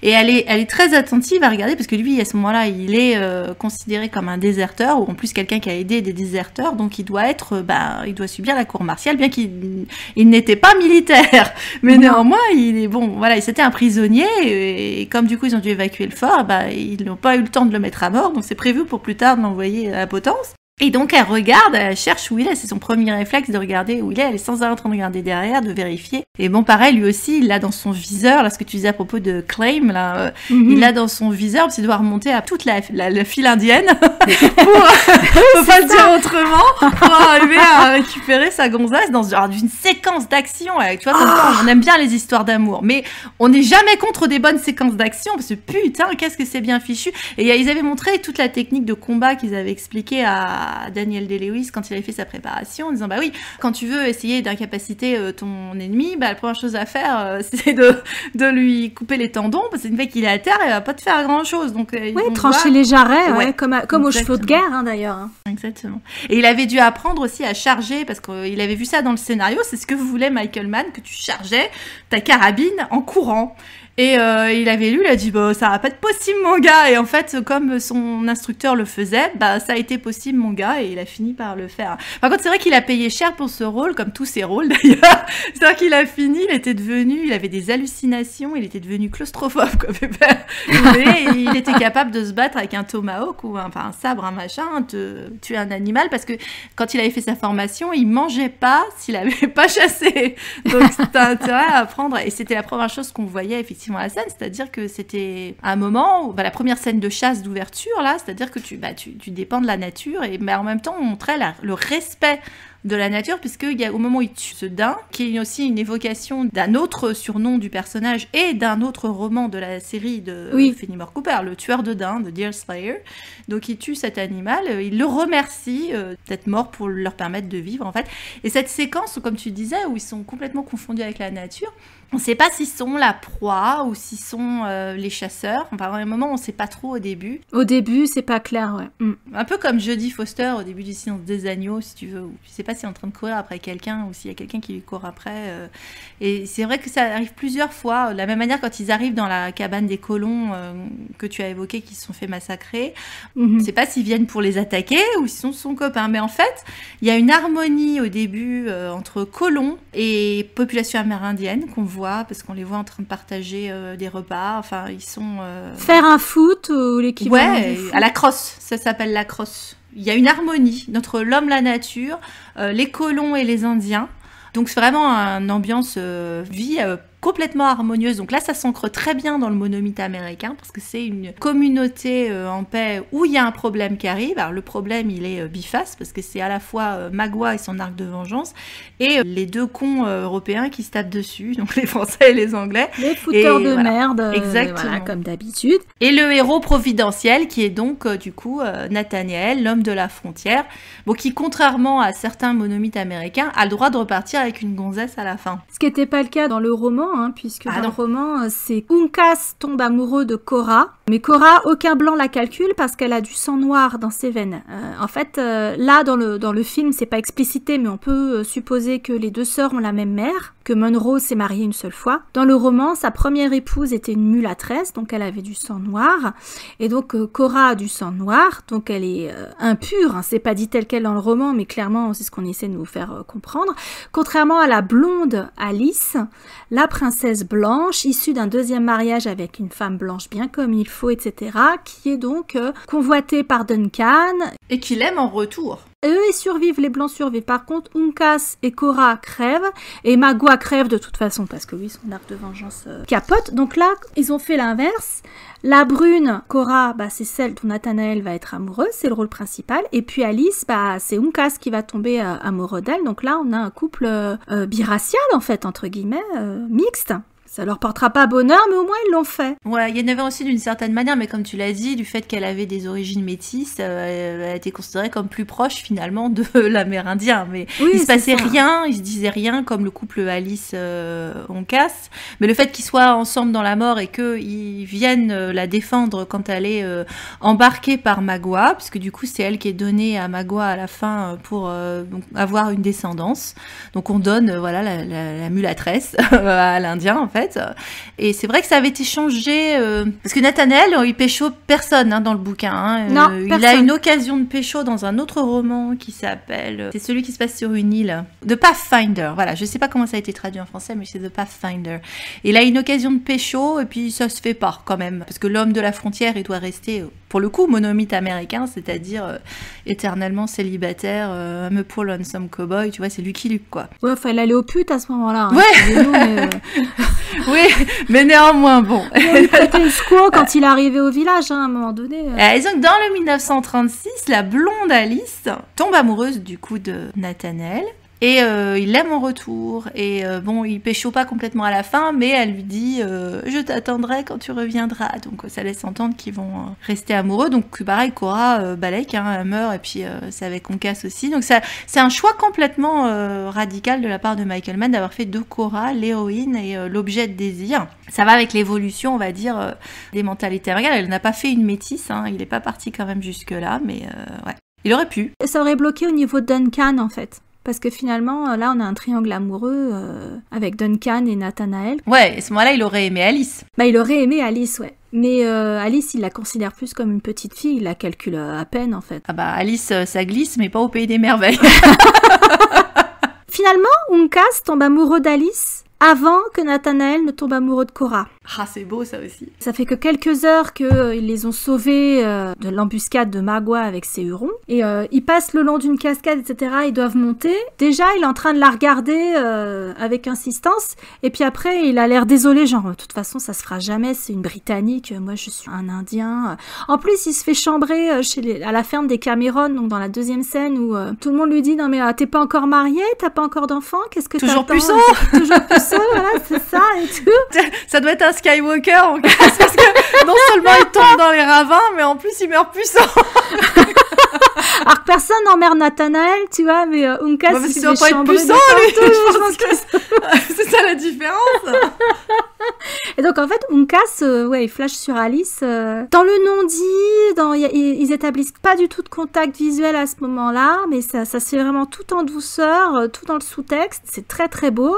Alors que nos deux passionnés dans le couple principal, fallait qu'ils se bouffent le nez au départ et qu'ensuite ils aient cette conversation à cœur ouvert, sous les étoiles, etc. pour que vraiment ça flambe, ça fasse des étincelles entre eux, quoi. Donc, c'est pas du tout les mêmes couples, c'est pas du tout les mêmes tempéraments, mais c'est tellement bien foutu dans le film que les deux histoires d'amour sont très belles. Il y en a une qui est tragique, l'autre moins. Qui est tragique du coup d'une certaine manière, parce qu'en fait tous les deux à la fin, et c'est ce qu'on disait avec la perte de l'innocence, c'est-à-dire il y a un sacrifice quoi. Leur histoire d'amour, elle est aussi construite sur un sacrifice. C'est-à-dire que tous les deux perdent, donc c'est un truc qu'ils auront en commun aussi, mais ils ont tous les deux perdu leur fratrie, enfin elle sa sœur et lui son frère quoi en fait. C'est des noces de sang d'une certaine manière. Eux c'est vraiment des survivants improbables, mais elle a perdu son père aussi. Aussi, oui. La mort du père, j'avoue, le truc qu'on t'arrache le cœur. Ah oui, pendant que t'es vivant, Maya, c'est pas... Ouais, mais c'était logique aussi, parce que c'était... Alors, ils l'ont pas montré, mais en théorie, c'était aussi une époque où tu pouvais...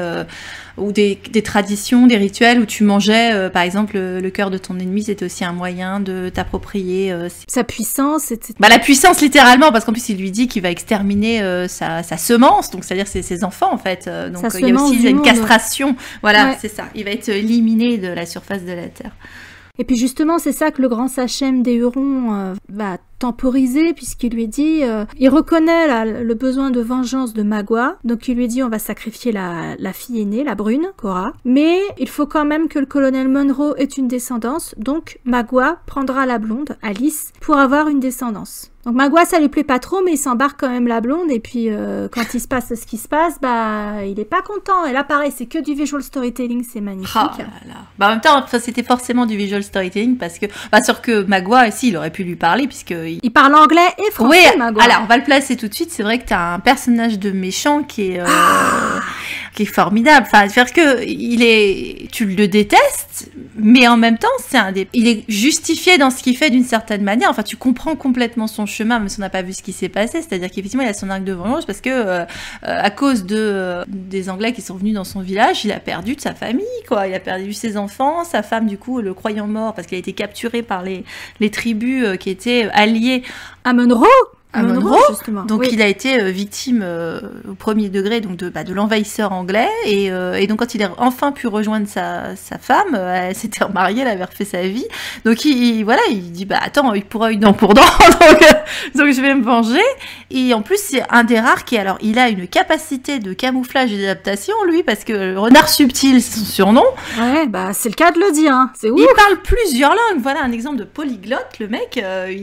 Donc il parlait sa langue à lui de Huron, mais il a dû vivre avec les Mohawks, donc il a appris le Mohawk, il parle français, il parle anglais, il y a des trucs qui sont importants qu'on n'a pas évoqués dans la partie sans spoil, c'est la question de la frontière, on a un peu parlé, c'est l'homme de la frontière. Voilà un exemple de personnage, parce que il parle beaucoup des frontières, mais en fait, il n'y en a pas des frontières. On n'en voit pas. Visuellement, t'en as pas, parce que tu vois pas tellement, parce que c'est pas très bien délimité. Elles ont jamais été matérialisées très clairement, hein, de toute façon. Elles sont d'autant pas matérialisées qu'en ce moment, il y a une bataille qui se fait pour savoir où est-ce qu'on la colle, la frontière, entre les Français et les Anglais. Donc les seules frontières que tu as, et au début tu en as pas tellement finalement entre les colons et les Indiens, c'est ce qu'on disait avec l'harmonie, mais il y a quelques frontières qui sont effectivement, on va dire, entre les Européens et les colons. Tu peux dire qu'il y a la frontière entre les hommes et les femmes. Et la fluidité, en fait, à part celle des hommes et des femmes, la fluidité des frontières qui vont rester, c'est-à-dire la manière dont, par exemple, l'exemple parfait étant cet homme de la frontière qui est Native Bumppo, qui est donc un blanc qui a été élevé par des Mohicans et qui passe aussi bien des deux côtés, enfin qui va de l'un à l'autre et qui peut s'adapter, quoi, si tu veux. Moi, la frontière, ça me fait penser à une ligne de dialogue dans Danse avec les loups, quand il est affecté à sa demande au fort, je sais plus comment il s'appelle là, et qui va chez le fou là, celui qui dit le roi les morts, vive le roi, puis qui se tire une balle. Il lui dit je veux voir la frontière avant qu'elle n'ait disparu. Parce qu'il sait très bien que de toute façon l'avancée des hommes blancs vers l'ouest elle est irrémédiable et que cette notion de frontière elle est d'un flou total en fait. Parce que là t'as éventuellement dans l'histoire du dernier des Mohicans t'as la rivière Hudson qui est un repère. Mais les pauvres, ils défrichent de la forêt, ils s'installent là en disant c'est notre terre, mais en fait, je veux dire, il y a pas de cadastre, il y a pas de, tu t'installes où tu peux, où tu veux, et puis t'essaies de survivre, quoi. Donc c'est une notion qui est très très floue, et en plus en pleine dispute entre les Français et les Anglais, et puis pris au milieu, t'as les tribus d'Amérindiennes qui soit vont s'allier aux Français, soit s'allier aux Anglais pour essayer de tirer leur épingle du jeu et protéger leur culture en fait.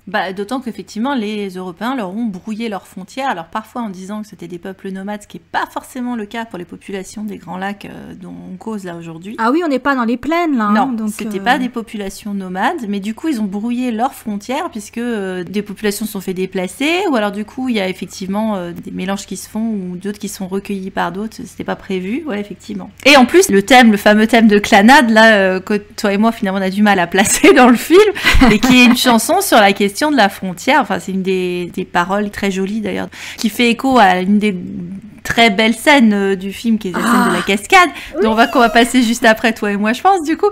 Mais où une des phrases, c'est avec toi et moi, on se retrouvera dans un endroit sans frontières. Des gens qui vont venir nous faire chier, tu vois, mais aussi de frontières entre toi et moi, quoi, en fait. C'est ça aussi. Donc la scène de la cascade, donc. Bah, ça intervient après cette bataille très très bien filmée où le père se fait buter et arracher le cœur par Magua. Nos loulous, ils arrivent à trouver des canoës pour s'échapper par la rivière. Donc là, ça donne lieu aussi à une course-poursuite en canoë dans la brume. Qui vient du film de 36 aussi, ça. Ouais, c'était aussi une scène c'est magnifique. Il passe une première cascade, puis la deuxième, non, elle est beaucoup trop haute. Donc on va laisser tomber les canoës, puis on va se réfugier dans la grotte derrière la cascade.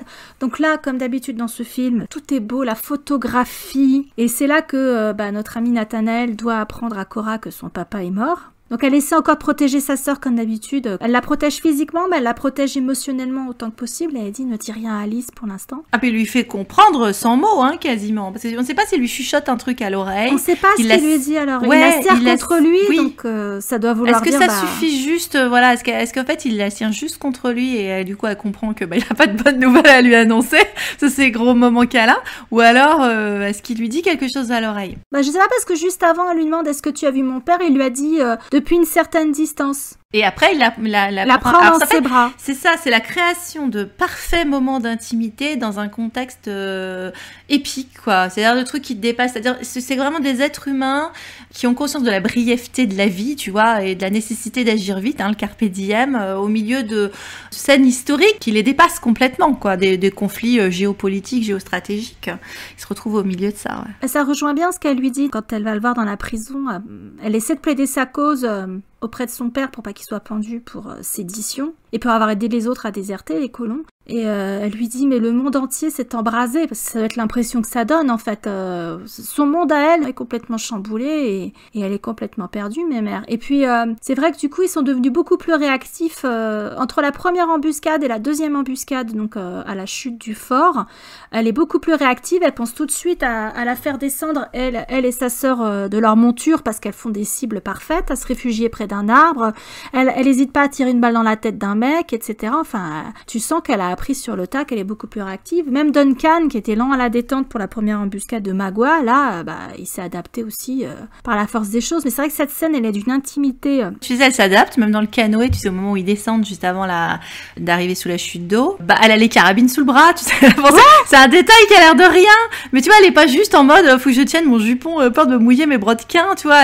C'est elle qui tient les flingues, quoi. J'ai trouvé ça bien. Mais il y a plein de petites choses comme ça, plein de petites choses qui disent beaucoup de choses. C'est la magie du visual storytelling quand il est bien fait, quoi. Et c'est vrai que cette scène sous la cascade, alors t'as deux choses, t'as à la fois elle et Œil de Faucon, il lui annonce la mort de son père, et puis il y a aussi Alice qui est dans une espèce de transe et qui va pour sauter. Ah bah, anticipation. Et Uncas la retient et lui fait un câlin, la rassure parce qu'elle est en état de choc en fait. Malheureusement, pour la deuxième fois, Uncas ne pourra pas la retenir puisque là, il est déjà tombé et elle le rejoint. Donc c'est de la poésie aussi en quelque sorte dans le film. Oui, ça rime. Il y a plein de choses comme ça. C'est chiastique même, hein. On va parler de chiasme, littéralement. Mais ouais, avec l'adaptation, tu sais, on parlait du regard de Cora là aussi, le fait qu'ils finissaient par regarder la même chose, parce que ils auraient eu le même dilemme, qui était bon, alors ils vont nous attraper sous la cascade. Bon, alors quelles sont nos options pour arriver à survivre? Soit on se fait tous attraper, et bon, visiblement les mecs vont se faire tuer, parce qu'en plus ils peuvent pas se défendre puisque leur poudre est mouillée, donc ils peuvent pas se battre à part avec leur couteau, mais je veux dire bon, ils sont en minorité. Ou alors ils abandonnent les femmes derrière. Alors, c'est une scène en plus qui a lieu dans le bouquin, mais beaucoup plus tôt dans le bouquin, et qui est pas du tout gérée de la même manière. Oui, parce que les filles elles sont enlevées plusieurs fois en fait dans le livre. Ah bah oui, par-dessus l'épaule, tu vois, elle est, non, tu vois, dans les mauvais westerns ou les trucs comme ça, mais bon, chez les Vikings.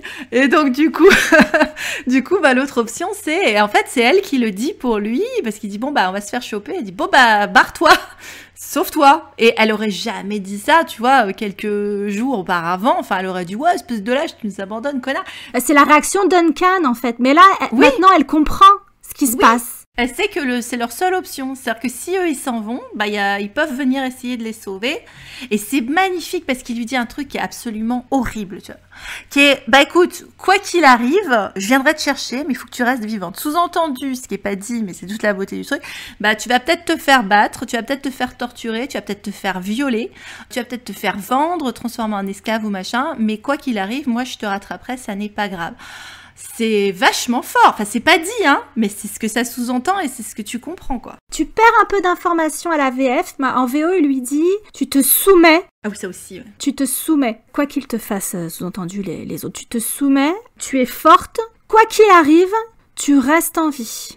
Je te retrouverai. On s'en fout de la distance, je sais pas dans combien de temps. Quoi qu'il arrive, je te retrouverai, tu restes en vie. Ouais, magnifique. Une déclaration d'amour. Dans un contexte franchement glauque. Ah ouais. Et elle le regarde, elle est sidérée de l'intensité de cet amour. En fait, elle est... C'est incroyable. Il retourne prendre son arme et ensuite il se tourne vers elle, elle est dos à la cascade. Alors lui, il est illuminé, il a un regard d'une intensité. Je veux dire, tu croirais presque que... Enfin, tu crois que c'est un couple dans la vraie vie tellement... Alors qu'à l'époque, il était avec Adjani. Tellement c'est intense. La façon dont il la regarde, t'y crois à mort qu'il est fou amoureux d'elle et qu'il remuera ciel et terre pour la sauver.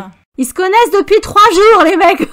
C'est trop beau. Oui, mais alors tu vois, dans des contextes aussi forts, enfin, tu penses à Pour qui sonne le glas ou machin, toutes les histoires de guerre. Ça, je te disais, dans Descendants of the Sun, je suis pas d'accord avec le traitement. Personne resterait planté comme des piquets l'un face à l'autre à rien faire, alors que dans un contexte où tu risques de crever, quoi. Donc, ça crée des liens, tu grilles toutes les étapes, là. T'arrives à l'essentiel, oui. C'est ce que tu disais tout à l'heure, t'arrives à l'essentiel. Carrément. Et donc là, bon, il lui dit ça et il saute et il lui passe à rasibus et ça même pas s'ils vont se revoir, quoi, effectivement. Et c'est la rébellion, comme tu dis, dans la soumission. Mais ce qui est intéressant, c'est que c'est exactement ce qu'a fait Magua quand il a été capturé. À un moment, il explique, il dit « J'ai été capturé par mes ennemis.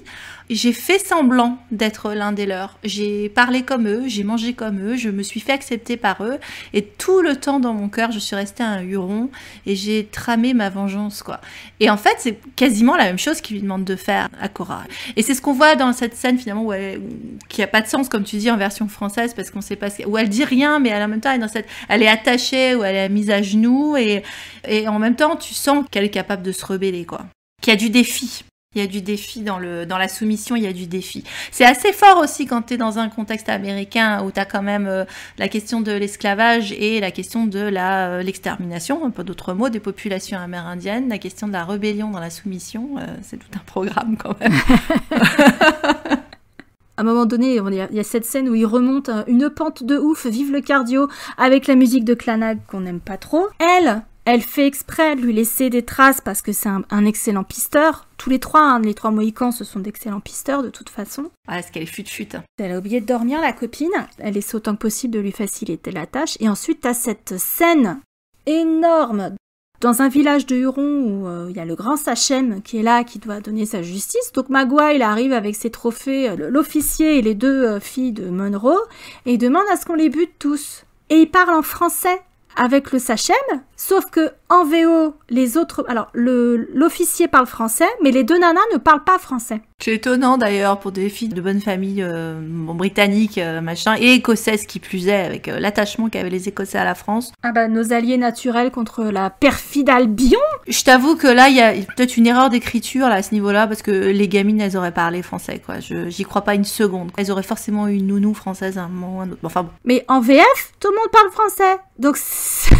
Le truc qui fait un plat monumental. Oui, ça marche pas, parce que c'est ce qu'on disait avant avec l'autre qui répétait. Je te dis, mais pourquoi il fait le perroquet derrière l'autre con? Ça n'a pas de sens. Avec un accent en plus. Bah, du coup, ils ont été obligés de twister le truc en disant que Nathanaël propose de sacrifier sa vie et celle de l'officier anglais pour sauver Cora. Alors que en VO, c'est pas du tout ça qu'il propose. Duncan sert d'interprète entre Longue Carabine, Daniel Day-Lewis et le grand Sachem, parce que Daniel Day-Lewis ne parle pas français. Et là, il voulait juste échanger sa propre vie pour sauver celle de Cora, Daniel Day-Lewis. Et en VF, ils ont fait ce qu'ils ont pu, parce que je pense que ça a été un casse-tête sans nom pour les traducteurs, pour dire non mais nos vies à tous deux contre celle de Cora. Mais c'est le moment où le grand Sachem, au départ, il dit Magua prendra la plus jeune des filles de Monroe pour que Monroe ait une descendance, etc. La blonde, elle réagit pas. Et pour apaiser Magua, l'autre blanche sera tuée, elle sera promise au bûcher. 0 réaction sur le visage de Cora. Ça tenait pas la route. Je disais, ils l'ont droguée. Je m'appelle pas Jeanne d'Arc, je ne suis plus pucelle. Je ne suis plus celle que vous croyez. Ça marchera pas, les gars. Donc la scène fonctionne, mais tu sens en français que il y a un truc qui est l'absence de réaction chez les filles. Et le malentendu à la fin, tu comprends pas en fait. Ouais, c'est ça. Ouais, mais c'est uniquement dû à la version française, parce que c'est vrai qu'en anglais, t'as pas... N'importe quelle autre langue, ils sont pas fuckés, mais nous on était fuckés, voilà. On n'avait qu'à pas faire la guerre aux Anglais au XVIIIe siècle, hein, c'est bien fait pour nous. Mais du coup, Duncan, là, il a un vrai courage, c'est-à-dire que quand il traduit en français pour le Grand Sachem, il dit pas Longue Carabine propose sa vie contre celle de la femme, il dit prenez-moi à la place de la femme. Oui, parce que ça fait bizarre en français, parce que t'as l'impression que du coup, c'est bizarre sa décision arbitraire de choisir l'un plutôt que l'autre. Ouais. Ou, tu vois, il n'a pas eu le temps, le grand Sachem, dans toute sa sagesse, de comprendre que le couple était amoureux et qu'il voulait jouer les cupidons. Si tu veux, ça n'a pas de sens, quoi. C'est vrai que ça marche pas. Donc là, en fait, c'était le Duncan qui avait pas traduit ce qu'avait dit Nathanaël. À un moment donné, en français, Daniel Day-Lewis lui dit d'accord, pour dire nos vies à tous deux contre la sienne. Et puis t'as Duncan qui fait oui, alors qu'en anglais, en fait, Daniel Day-Lewis lui dit vous lui avez dit, donc vous lui avez traduit la proposition donc d'échanger ma vie contre celle de Cora, et Duncan dit oui. Alors que c'est pas ce qu'il a fait. Non, ça c'est fort, parce qu'en plus il y a eu une fois où ils se sont pris le chou pendant tout le temps pour plein de raisons diverses et variées. Et c'est vrai qu'à moi il avait dit toi et moi un jour on va avoir une sacrée explication. Sous-entendu je vais te faire la peau. Et c'est vrai que du coup c'est horrible quoi cette scène-là, elle est affreuse putain parce que parce que Duncan t'as appris à le détester, il a menti contre. Déjà il s'est pris le nez avec Daniel Day-Lewis. Dès le début il lui parlait comme à de la merde, genre t'es de la milice, t'es un de nos éclaireurs machin. L'autre il lui remet les points sur les barres sur les têtes, on disait je suis ni l'un ni l'autre. Ça va, j'éclaire votre lanterne. Donc déjà ça a commencé au concours de quéquette avant même que Daniel Day-Lewis ait des vues sur Cora. Déjà il s'appelle Longue Carabine, le concours de quéquette, l'autre il a perdu d'avance. Hein. Il a un sabre, attention, l'autre il a un sabre. Oui, mais le nom est dans le programme. Je m'appelle pas Longue Carabine pour mes oreilles. Hein, donc Et puis ensuite, t'as quand même Duncan qui ment à Munro sur l'accord qui a été passé entre le général Webb et les colons, sachant que si les colons, leurs fermes là, sont attaquées, leurs femmes et leurs enfants sont menacés, ils peuvent quitter la milice et laisser les soldats anglais se démerder. C'est un accord que le général Webb avait passé. Duncan était là, l'a entendu, ça lui a pas plu parce que la sacro-sainte Angleterre ne devrait pas marchander avec ces cons de colons qui prennent tous les risques, hein, ils vivent là, eux, hein, donc voilà. Et puis il ment de façon éhontée devant Munro, et c'est là que les deux mecs ils manquent de se faire foutre sur la gueule. Et c'est là aussi qu'il finit de perdre la nana aussi, hein, parce que bon. Est-ce qu'il essaie de lui dire oui, mais quand on sera le couple le plus en vue à Londres, rien de ce qui s'est passé ici n'aura d'importance. Alors mon Dieu, ton entrée en matière. Tu connais bien les femmes, toi. Surtout celle-ci, il aurait jamais pu la tenir. Enfin, c'était impossible. Non. Il était pas armé pour, là. Ah non. Donc c'est là qu'il perd Cora. Et donc il fait ce sacrifice magnifique en disant partez monsieur, soyez heureux avec elle ou je sais pas quoi. Et en VO, il lui dit félicitations, maintenant partez, emmenez-la en lieu sûr ou je sais pas quoi. Enfin, il se sacrifie par amour pour elle, sachant que si tout va bien, parce que quand même c'est allé de mal en pis, encore une fois cette histoire, elle et Nathanaël, ils vont se marier en fait, ils vont faire leur vie ensemble. Ouais. Mais en même temps, c'était le choix rationnel, c'est-à-dire que là où ils étaient au milieu de nulle part, le Duncan, là, il la ramenait pas à la maison. Hein. Il est pas capable, lui, de survivre dans les bois. Il est pas équipé pour, hein, non, c'est sûr. Non, parce que je t'ai dit qu'il est pas équipé pour, et pas que pour la carabine. Mais je veux dire, du coup, c'est vrai qu'en fait, c'était le seul qui pouvait, effectivement, protéger la femme qu'il aimait, en fait. Donc, bon, moi, il a eu cette élégance de s'en rendre compte. Il aurait pu aussi être un gros bâtard et dire, quitte à crever, elle va crever avec moi. Mais, ouais, c'était rationnel, si tu veux, dans leurs conditions présentes. De la même manière que, tu vois, il avait fallu que, quand Cora a réalisé que la seule solution dans leur pétrin, c'était qu'il l'abandonne. Et tu vois, ça aussi, je l'ai pas dit quand il y a eu cette séquence, c'est vachement fort, ça, le fait d'abandonner la femme que tu aimes comme seul moyen de la sauver. J'ai un autre exemple auquel je tiens énormément, c'est celui d'Abyss en 1989, parce que Dieu sait si cette scène m'a traumatisée et est une magnifique scène d'amour pour pourtant en même temps. Et alors, c'est vrai que cette scène entre Marie-Elisabeth Mastrantonio, du coup, et Laris, punaise, la scène de noyade, où pareil, rationnellement, tu vois la nana, encore une fois, on a une nana qui a bien les pieds sur terre, quoi, et qui est là en train de dire, bah, ouais, en fait, le seul moyen de me sauver, c'est que je me sacrifie, quoi, ou que je crève de manière temporaire, mais je veux dire, qui peut être amené à... Comment est-ce qu'on peut faire en sorte qu'on s'en sorte tous les deux? Voilà. Et ben, c'était pareil dans la scène de la cascade, si tu veux. Donc, c'était vrai que c'était un parallèle que je trouvais intéressant. Et c'est bien qu'elle le comprenne, parce que ça lui demande du courage à lui. Ah bah, aux deux, hein. Là, il la retrouve assez vite. Et s'il avait mis des mois ou des années à la retrouver, Bichette, je ne dis pas ce qu'elle aurait pris. Hein. Bah, elle serait morte, là, en l'occurrence, mais... Oui, dans le cas de Abyss, oui. Mais alors, dans le cas du dernier Mohican, oui, il aurait pu lui arriver un certain nombre de crasses. Bon, là, elle serait morte, oui, t'as raison, si c'est pareil. Là, elle serait morte, elle serait morte, ouais. Il soupçonnait depuis le début que Magua en avait après les enfants de Monroe, que c'était une vengeance où il avait un affront personnel. Mais au moment où il prend cette décision, il espère que ça va pas aller jusque-là, en fait. C'est bien aussi d'avoir un exemple, parce que souvent dans ces films-là, de cette époque-là, on va dire, qui sont ancrés dans cette époque-là, t'as toujours l'idée de la femme doit rester pure et vierge jusqu'au mariage. Et tu vois, c'était chouette aussi. Enfin, c'était chouette. C'était glauque quand même, mais je veux dire, c'était beau qu'ils disent de toute façon, je t'aimerais quoi qu'il arrive, en sous-entendant qu'il peut lui arriver un certain nombre de crasses, parce que voilà. Parce qu'à l'époque, si t'es plus vierge, enfin, même encore aujourd'hui pour certaines personnes, t'as perdu ta virginité, t'as perdu ton honneur, t'es perdu, quoi. T'es une femme perdue, t'as plus qu'à crever, quoi. Et donc là, c'était, en même temps, on s'en fout. Ce qui compte, c'est que tu vives. On n'est pas en train de défendre le viol, hein, je tiens à le redire. Non, mais on défend le grand amour. Voilà, on défend le grand amour et on défend le fait que tu peux avoir une résilience après. C'est surtout ça aussi. C'est le fait que ta vie, ça devrait pas normalement s'arrêter au-delà de cette horrible chose qui puisse t'arriver, quoi.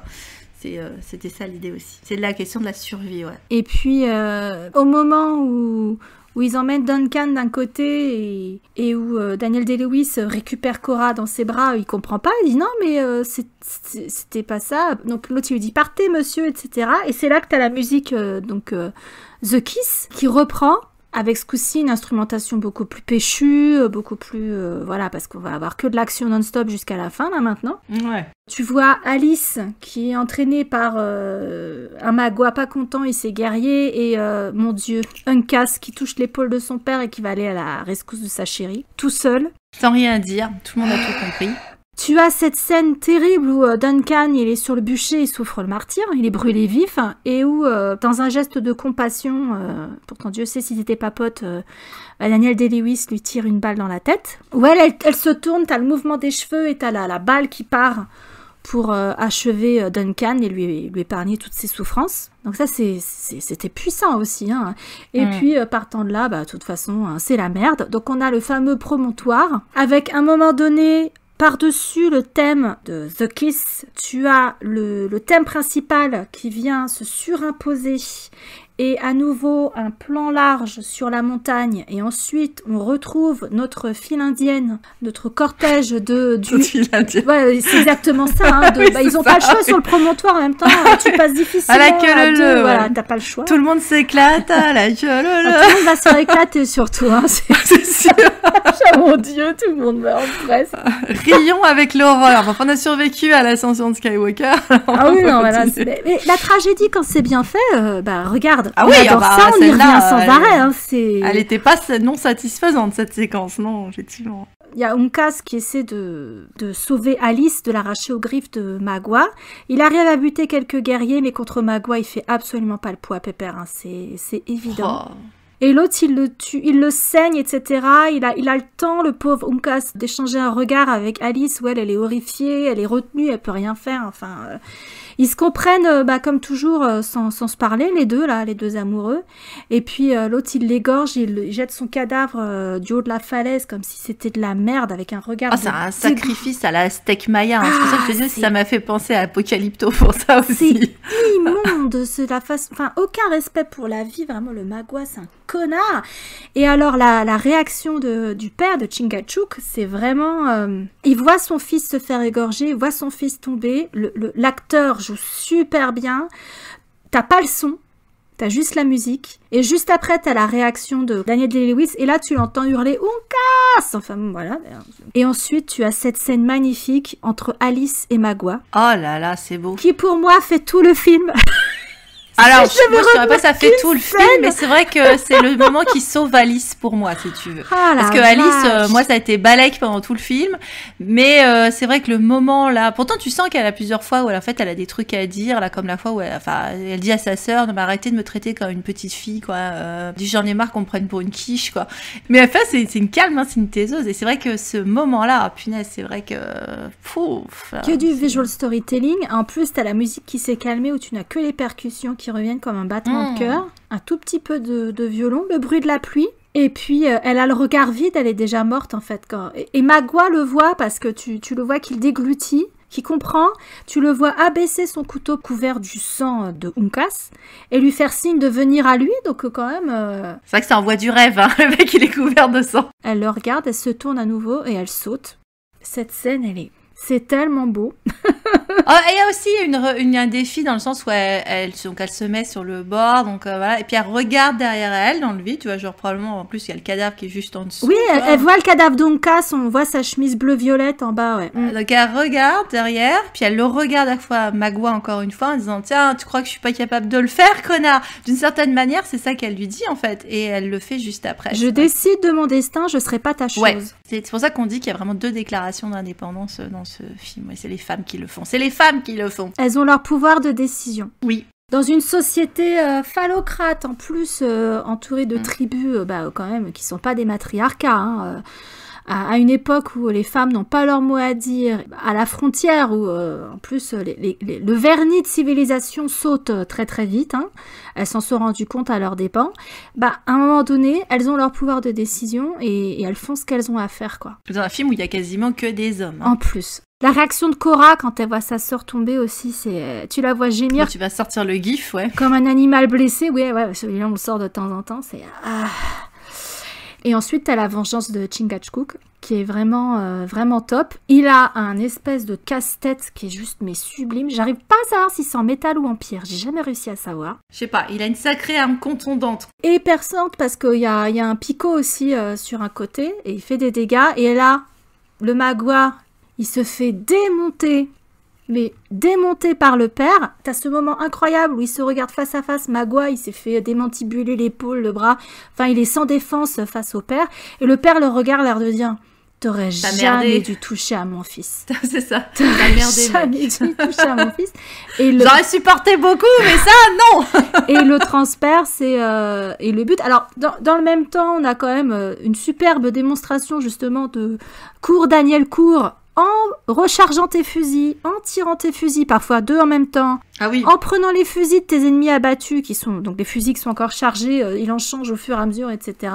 Tout ça en grimpant une colline. Ah ouais, c'est chapeau, tu vois. Mais il laisse la vengeance à son père, puisque venger Uncas, la vie de Magua appartient à Chingachgook, hein, elle appartient pas à Daniel Day-Lewis. Donc, Et ensuite, il va récupérer Cora, qui est restée prostrée...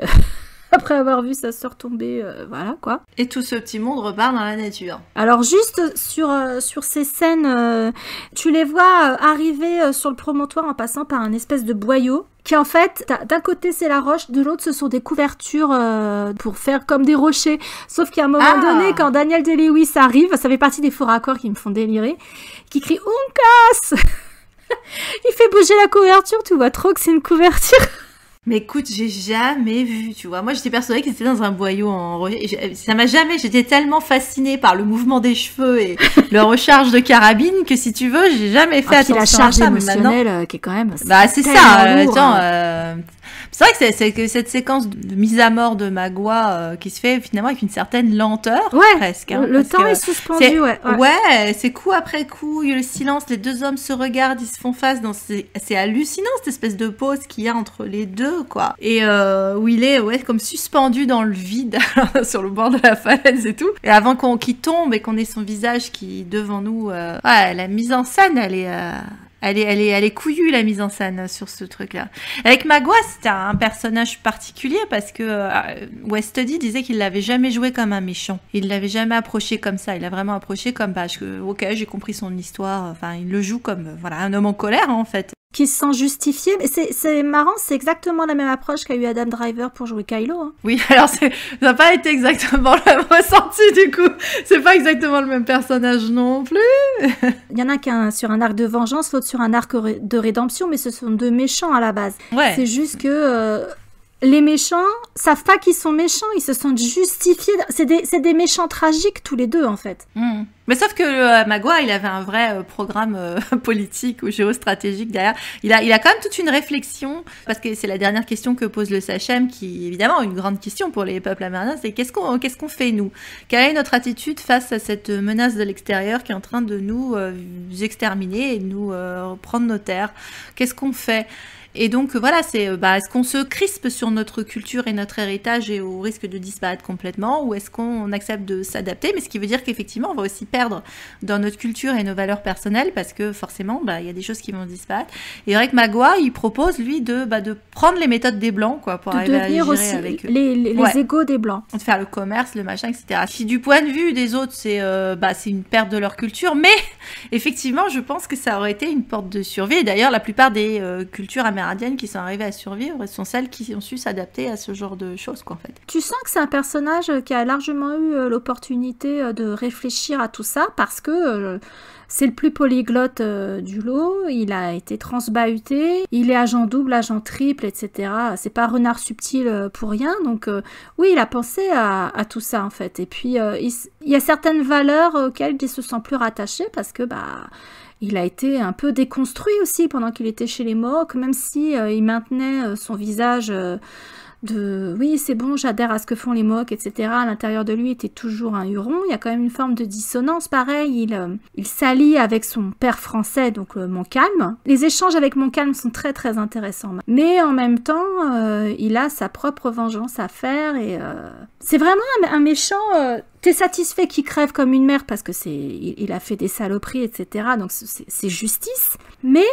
Déjà, fallait tenir face à Daniel Day-Lewis et à tout ce casting, etc. Fallait quand même quelqu'un de charismatique pour, caster Magua, c'était un peu casse-gueule, à mon avis. Mais il avait pas fait grand-chose en plus, Westdy, il avait juste fait Danse avec les loups. Il avait fait le chef des ponies, où il était très charismatique aussi, même s'il avait encore moins de dialogue.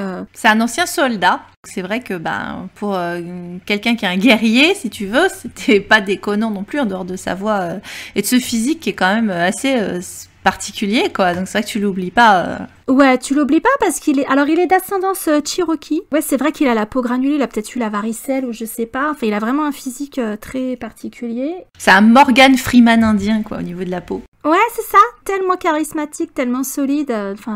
Le film se serait cassé la gueule si on n'avait pas eu un super bon acteur pour faire Magua. Clairement. Ouais. Et lui aussi fait une déclaration d'indépendance, si tu réfléchis, pendant le film. C'est vrai qu'il a fait l'indépendance vis-à-vis des Mohawks, déjà, quand il a fini par tourner kazakh pour redevenir un Huron. Et puis, tu parlais des échanges avec Montcalm, donc il était allié à Montcalm, et quand il voit que Montcalm va pas aller dans son sens, qu'il s'est juste servi de lui, il est pas du tout d'accord avec les prises de position des Français. Il dit, non mais attends, Balek, Magua doit suivre son propre chemin, quoi, et les Hurons doivent suivre leur propre chemin, et donc il fait indépendance vis-à-vis des Français, qui étaient ses protecteurs et ses alliés, il l'appelait mon père français, donc il était sous sa férule. Et après, il refait son indépendance vis-à-vis du grand Sachem. Quand il dit allez vous faire foutre. Ouais, exactement. Ce n'est pas la voie de la sagesse et tout. Après, je te dirais par rapport à Montcalm, la conversation qu'ils ont juste avant la chute du fort William Henry, c'est que Montcalm lui donne l'ordre officieux de massacrer la colonne de tous les gens qui étaient dans le fort anglais, pour pas les retrouver sur sa route au prochain champ de bataille, quoi. Parce qu'il sait que Monroe tiendra sa parole, mais que le général Webb au-dessus de lui tiendra pas sa parole et remettra les mêmes soldats sur le champ de bataille. Donc en fait, il donne l'ordre implicite à Magua de les massacrer. Donc en fait, il se quitte pas en mauvais termes avec Montcalm, puisque c'est aussi le feu vert pour exercer sa vengeance. C'est vrai, ce qui fait un petit tacle aux Français finalement, quelque part. Même si je t'avoue qu'au moment où t'as la rencontre entre les Anglais et les Français, je me suis toujours dit, putain, au moins les Français, ils ont la classe. L'autre qui arrive, il fait ses petits ronds de chapeau, de machin, etc. Puis t'as les autres à côté. Ah oui, il fait sa référence. Oui, les autres à côté sont droits dans leurs bottes, ils bougent même pas. L'Écossais, il a un chardon dans le cul, enfin. Ouais, tu dis quand même, ça manque de classe tout ça, là. c'est Après, encore une fois, Patrice Chéreau était pas un très très bon acteur. Un très bon réalisateur et directeur d'acteur, mais pas un très bon acteur. Il a joué dans très peu de choses. Mais d'ailleurs, c'est étonnant qu'il ait joué là-dedans. Je me demande si c'est pas l'axe... Daniel Day-Lewis Adjani qui a carburé à ce moment-là, parce que peu de temps après, il lançait la pré-production de La Reine Margot avec Adjani. Ouais, enfin, elle aurait pas pu avoir d'autres copains, non, pour jouer le rôle. Enfin, tu te dis quand même. On a échappé à Depardieu, tu me diras. Ça aurait pu être un autre... Il était occupé avec 1492 à la même époque, donc ça devait être pour ça. Après Depardieu, physiquement, par rapport à Montcalm, si on voit les portraits de l'époque, ça le faisait carrément pas. Hein, je suis pas sûre qu'elle ressemblait beaucoup à Christophe Colomb non plus, hein, mais... Mais c'est vrai que ça me fait plaisir, même s'il est pas bon, de voir un de mes réalisateurs préférés dans mon film préféré. Et alors, moi j'ai constaté un truc, entre la version au cinéma, la version en VHS, la version en DVD, même la version Amazon Prime, c'est que tu n'as pas la même fin, t'as 2 fins alternatives. Ah ouais? Ouais, t'as une fin où ils font le rituel, ils mettent les feuilles et les graines dans le vent pour symboliser l'âme de Uncas, qui rejoint ses ancêtres. Et puis c'est là que tu as cette phrase où Chingachgook dit qu'il est le dernier des Mohicans, puisque son fils est mort. D'où le titre. D'où le titre, et oui, hein, c'était pas Daniel Day-Lewis. Hein. Le seul qui reste vivant, et d'autant qu'en plus le personnage, tu le retrouves dans plusieurs romans. Il décède dans le roman La Prairie, donc on le voit pendant un moment, Chingachgook. Une fois qu'ils ont fait le rituel, t'as Cora qui se tenait un pas derrière, qui se rapproche de Daniel Day-Lewis. Et alors, t'as une version où ils se disent rien, juste ils se font un câlin et ensuite tous les 3 regardent dans la même direction. Et là, t'as à nouveau ce gros plan sur les montagnes et le thème principal qui arrive et le générique qui commence à défiler. Donc c'est là qu'on a nos serre-livres où on fait le lien avec les premières images au tout début du générique de début en fait. Et t'as une autre version qui, moi, est celle qu'on avait vue au cinéma, qui était sur la VHS, où elle parle à Daniel Day-Lewis, elle lui dit que ferons-nous? Il lui dit l'hiver on le passera avec mon père et puis dans le Kentucky. Et puis sinon on va se trouver une bonne terre où s'installer. Ouais, c'est vrai, c'est vrai que c'est 2 versions. Ouais, c'est vrai. Pour information, celle qui est sur Amazon Prime, c'est celle où il n'y a pas de dialogue à la fin. Et donc en fait, effectivement, il y a un director's cut de 117 minutes et sinon le film fait 112 minutes. Donc après, je sais pas laquelle est laquelle, mais... Ouais, je trouve que c'est mieux d'avoir fait une version... visual storytelling, finalement, sans dialogue. À part, l'autre qui dit « Je suis le dernier des Mohicans, il n'a plus qu'à m'attendre à la table de nos ancêtres, parce que... voilà. » Et d'avoir cette scène où, qui est vraiment sur le côté Manifest Destiny, c'est-à-dire qu'ils sont en train de regarder un soleil couchant qui est en train de tomber sur l'ouest, ils regardent vers l'ouest. D'ailleurs, à un moment, quand il y a l'échange avec Duncan, justement, sur la première cascade, où il dit « on avait prévu d'aller à l'ouest, parce que... » Quand tu arrives au nord, il y a un moment, tu tournes à gauche. Donc voilà, donc ils allaient. Donc ça va avec l'idée, effectivement, qu'à un moment ou à un autre, il faudra aller vers l'ouest, parce que de toute façon, à l'est, ce sera complètement blindé par les colons, etc. Il y aura l'ouverture vers continuer à avancer, quoi. Continuer la marche à travers le continent. Et puis, t'as toute la symbolique, finalement, d'une vraie fin douce amère, qui est que t'es bien content de voir que tes 2 héros romantiques sont ensemble. Tu leur souhaites que du bonheur, mais c'est quand même vachement amer. Parce que t'as quand même une fin, putain, ça a crevé quand même, et pas de manière très sympatoche. Et puis tu vois bien que c'est l'extinction d'un monde, hein. C'est-à-dire que dans le même temps où t'as la création d'une nation, parce qu'on est encore une fois, comme on l'a dit, à 20 ans, un petit peu moins du début de la guerre d'indépendance. Voilà, la guerre d'indépendance, et donc des États-Unis d'Amérique.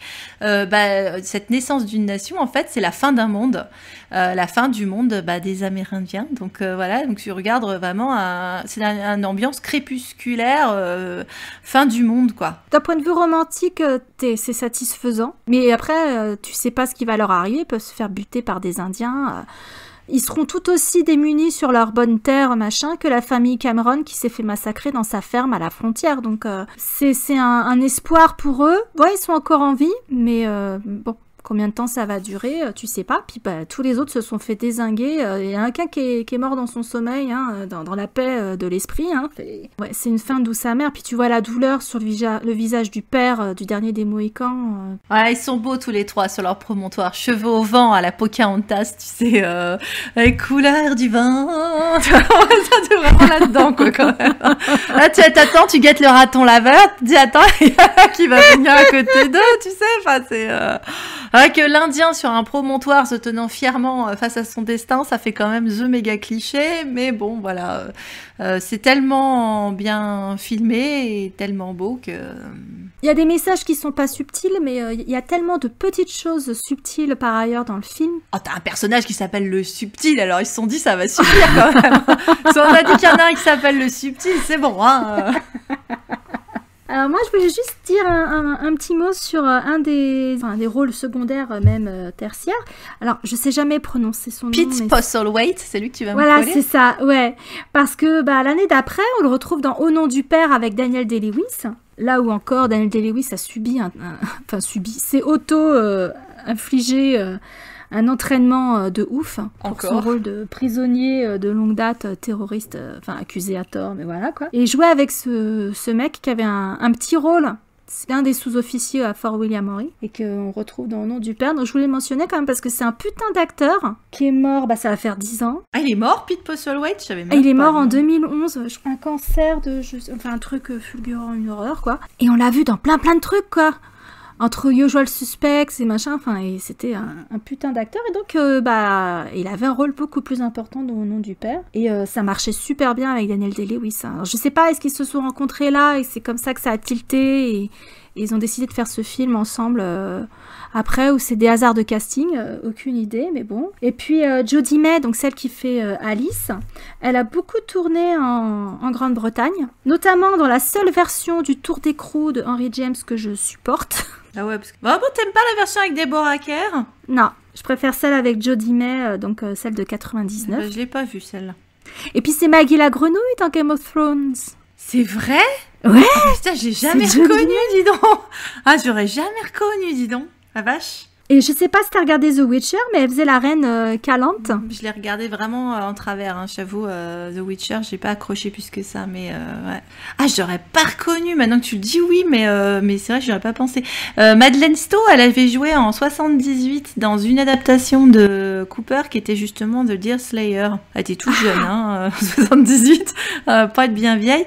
Anecdote, ils avaient prévu en 2002 de tourner une préquelle à ce film avec Orlando Bloom dans le rôle qui était joué par Daniel Day-Lewis. Mais ça s'est pas fait. J'ai envie de dire tant mieux, parce que j'aime bien Orlando Bloom, mais c'est pas le même calibre. Non, mais tu sais pourquoi? Parce qu'ils avaient vu un mec chevelu qui était capable de tirer en courant, ils se sont dit ça va le faire. C'est pour ça. Je pense que ça s'est juste limité à ça. C'est qui c'est qui s'est tiré en... Bah ouais, c'est un peu ça. Et ça aurait pu très bien aussi tomber sur notre Aragorn, parce que je trouve qu'ils se ressemblent aussi pas mal dans la manière d'approcher leur rôle, leur oui, ils étudient à mort, ils sont vachement... Le côté chevelu, charismatique, ça le fait aussi. Donc, pour le coup, Viggo Mortensen, c'est la classe au-dessus. Hein, Ah ouais, Viggo Mortensen, voilà quelqu'un qui était naturellement polyglotte et qui n'aurait pas massacré... les accents et les machins, parce que lui, il sait parler plusieurs langues sans aucun problème. Pas fait, il fallait qu'il fasse la séquelle, et donc là, peut-être on signait pour une séquelle, là. Mais vous n'aurez pas des séquelles à regarder ce film, à part le fait que vous aurez envie de le revoir, tellement que c'était un putain de bon film, et c'est toujours un bijou aujourd'hui. Ah oui, c'est que du bonheur. Bon, ça n'a vraiment pas été la corvée de le regarder. Tu vois, j'ai eu les mêmes réponses aux mêmes endroits. Tu vois, ça m'a fait les... Oh, vraiment, j'étais clouée aux mêmes endroits qu'avant, quoi. Ça marche à chaque fois. T'as beau connaître l'histoire, ça marche à tous les coups. Moi, j'avais les poils, j'y chialais à la fin. Tranquille, quoi. La magie opère toujours, presque 30 ans après. Et puis moi, je saoule toute ma famille à chanter intégralement à la bouche les thèmes musicaux. On vous l'a épargné, on aurait pu le faire. Tu nous l'as épargné. Éviter les copyrights. J'ai pas osé le faire. T'as pas osé le faire. C'est étonnant parce que Willow, tu nous avais proposé un bruitage à la bouche, mais là, t'as pas pour osé. des raisons de budget. Alors, ce que je te propose, Aurélie, c'est de conclure du coup cet épisode sur un cri de Willem que tu vas me dégoter dans une boutique de son, là, dans un truc, dans une bibliothèque. Ah, mais je l'ai déjà le cri de Willem. Eh ben, pas de soucis. Donc, on va terminer avec le cri de Willem qui n'a rien à foutre dans ce film. Puis dire à la prochaine fois pour un prochain hors-série dont on n'a absolument pas décidé. Non, mais de toute façon, plouf plouf, la liste est tellement belle que ce sera forcément un beau film. Voilà. À très bientôt. À très bientôt.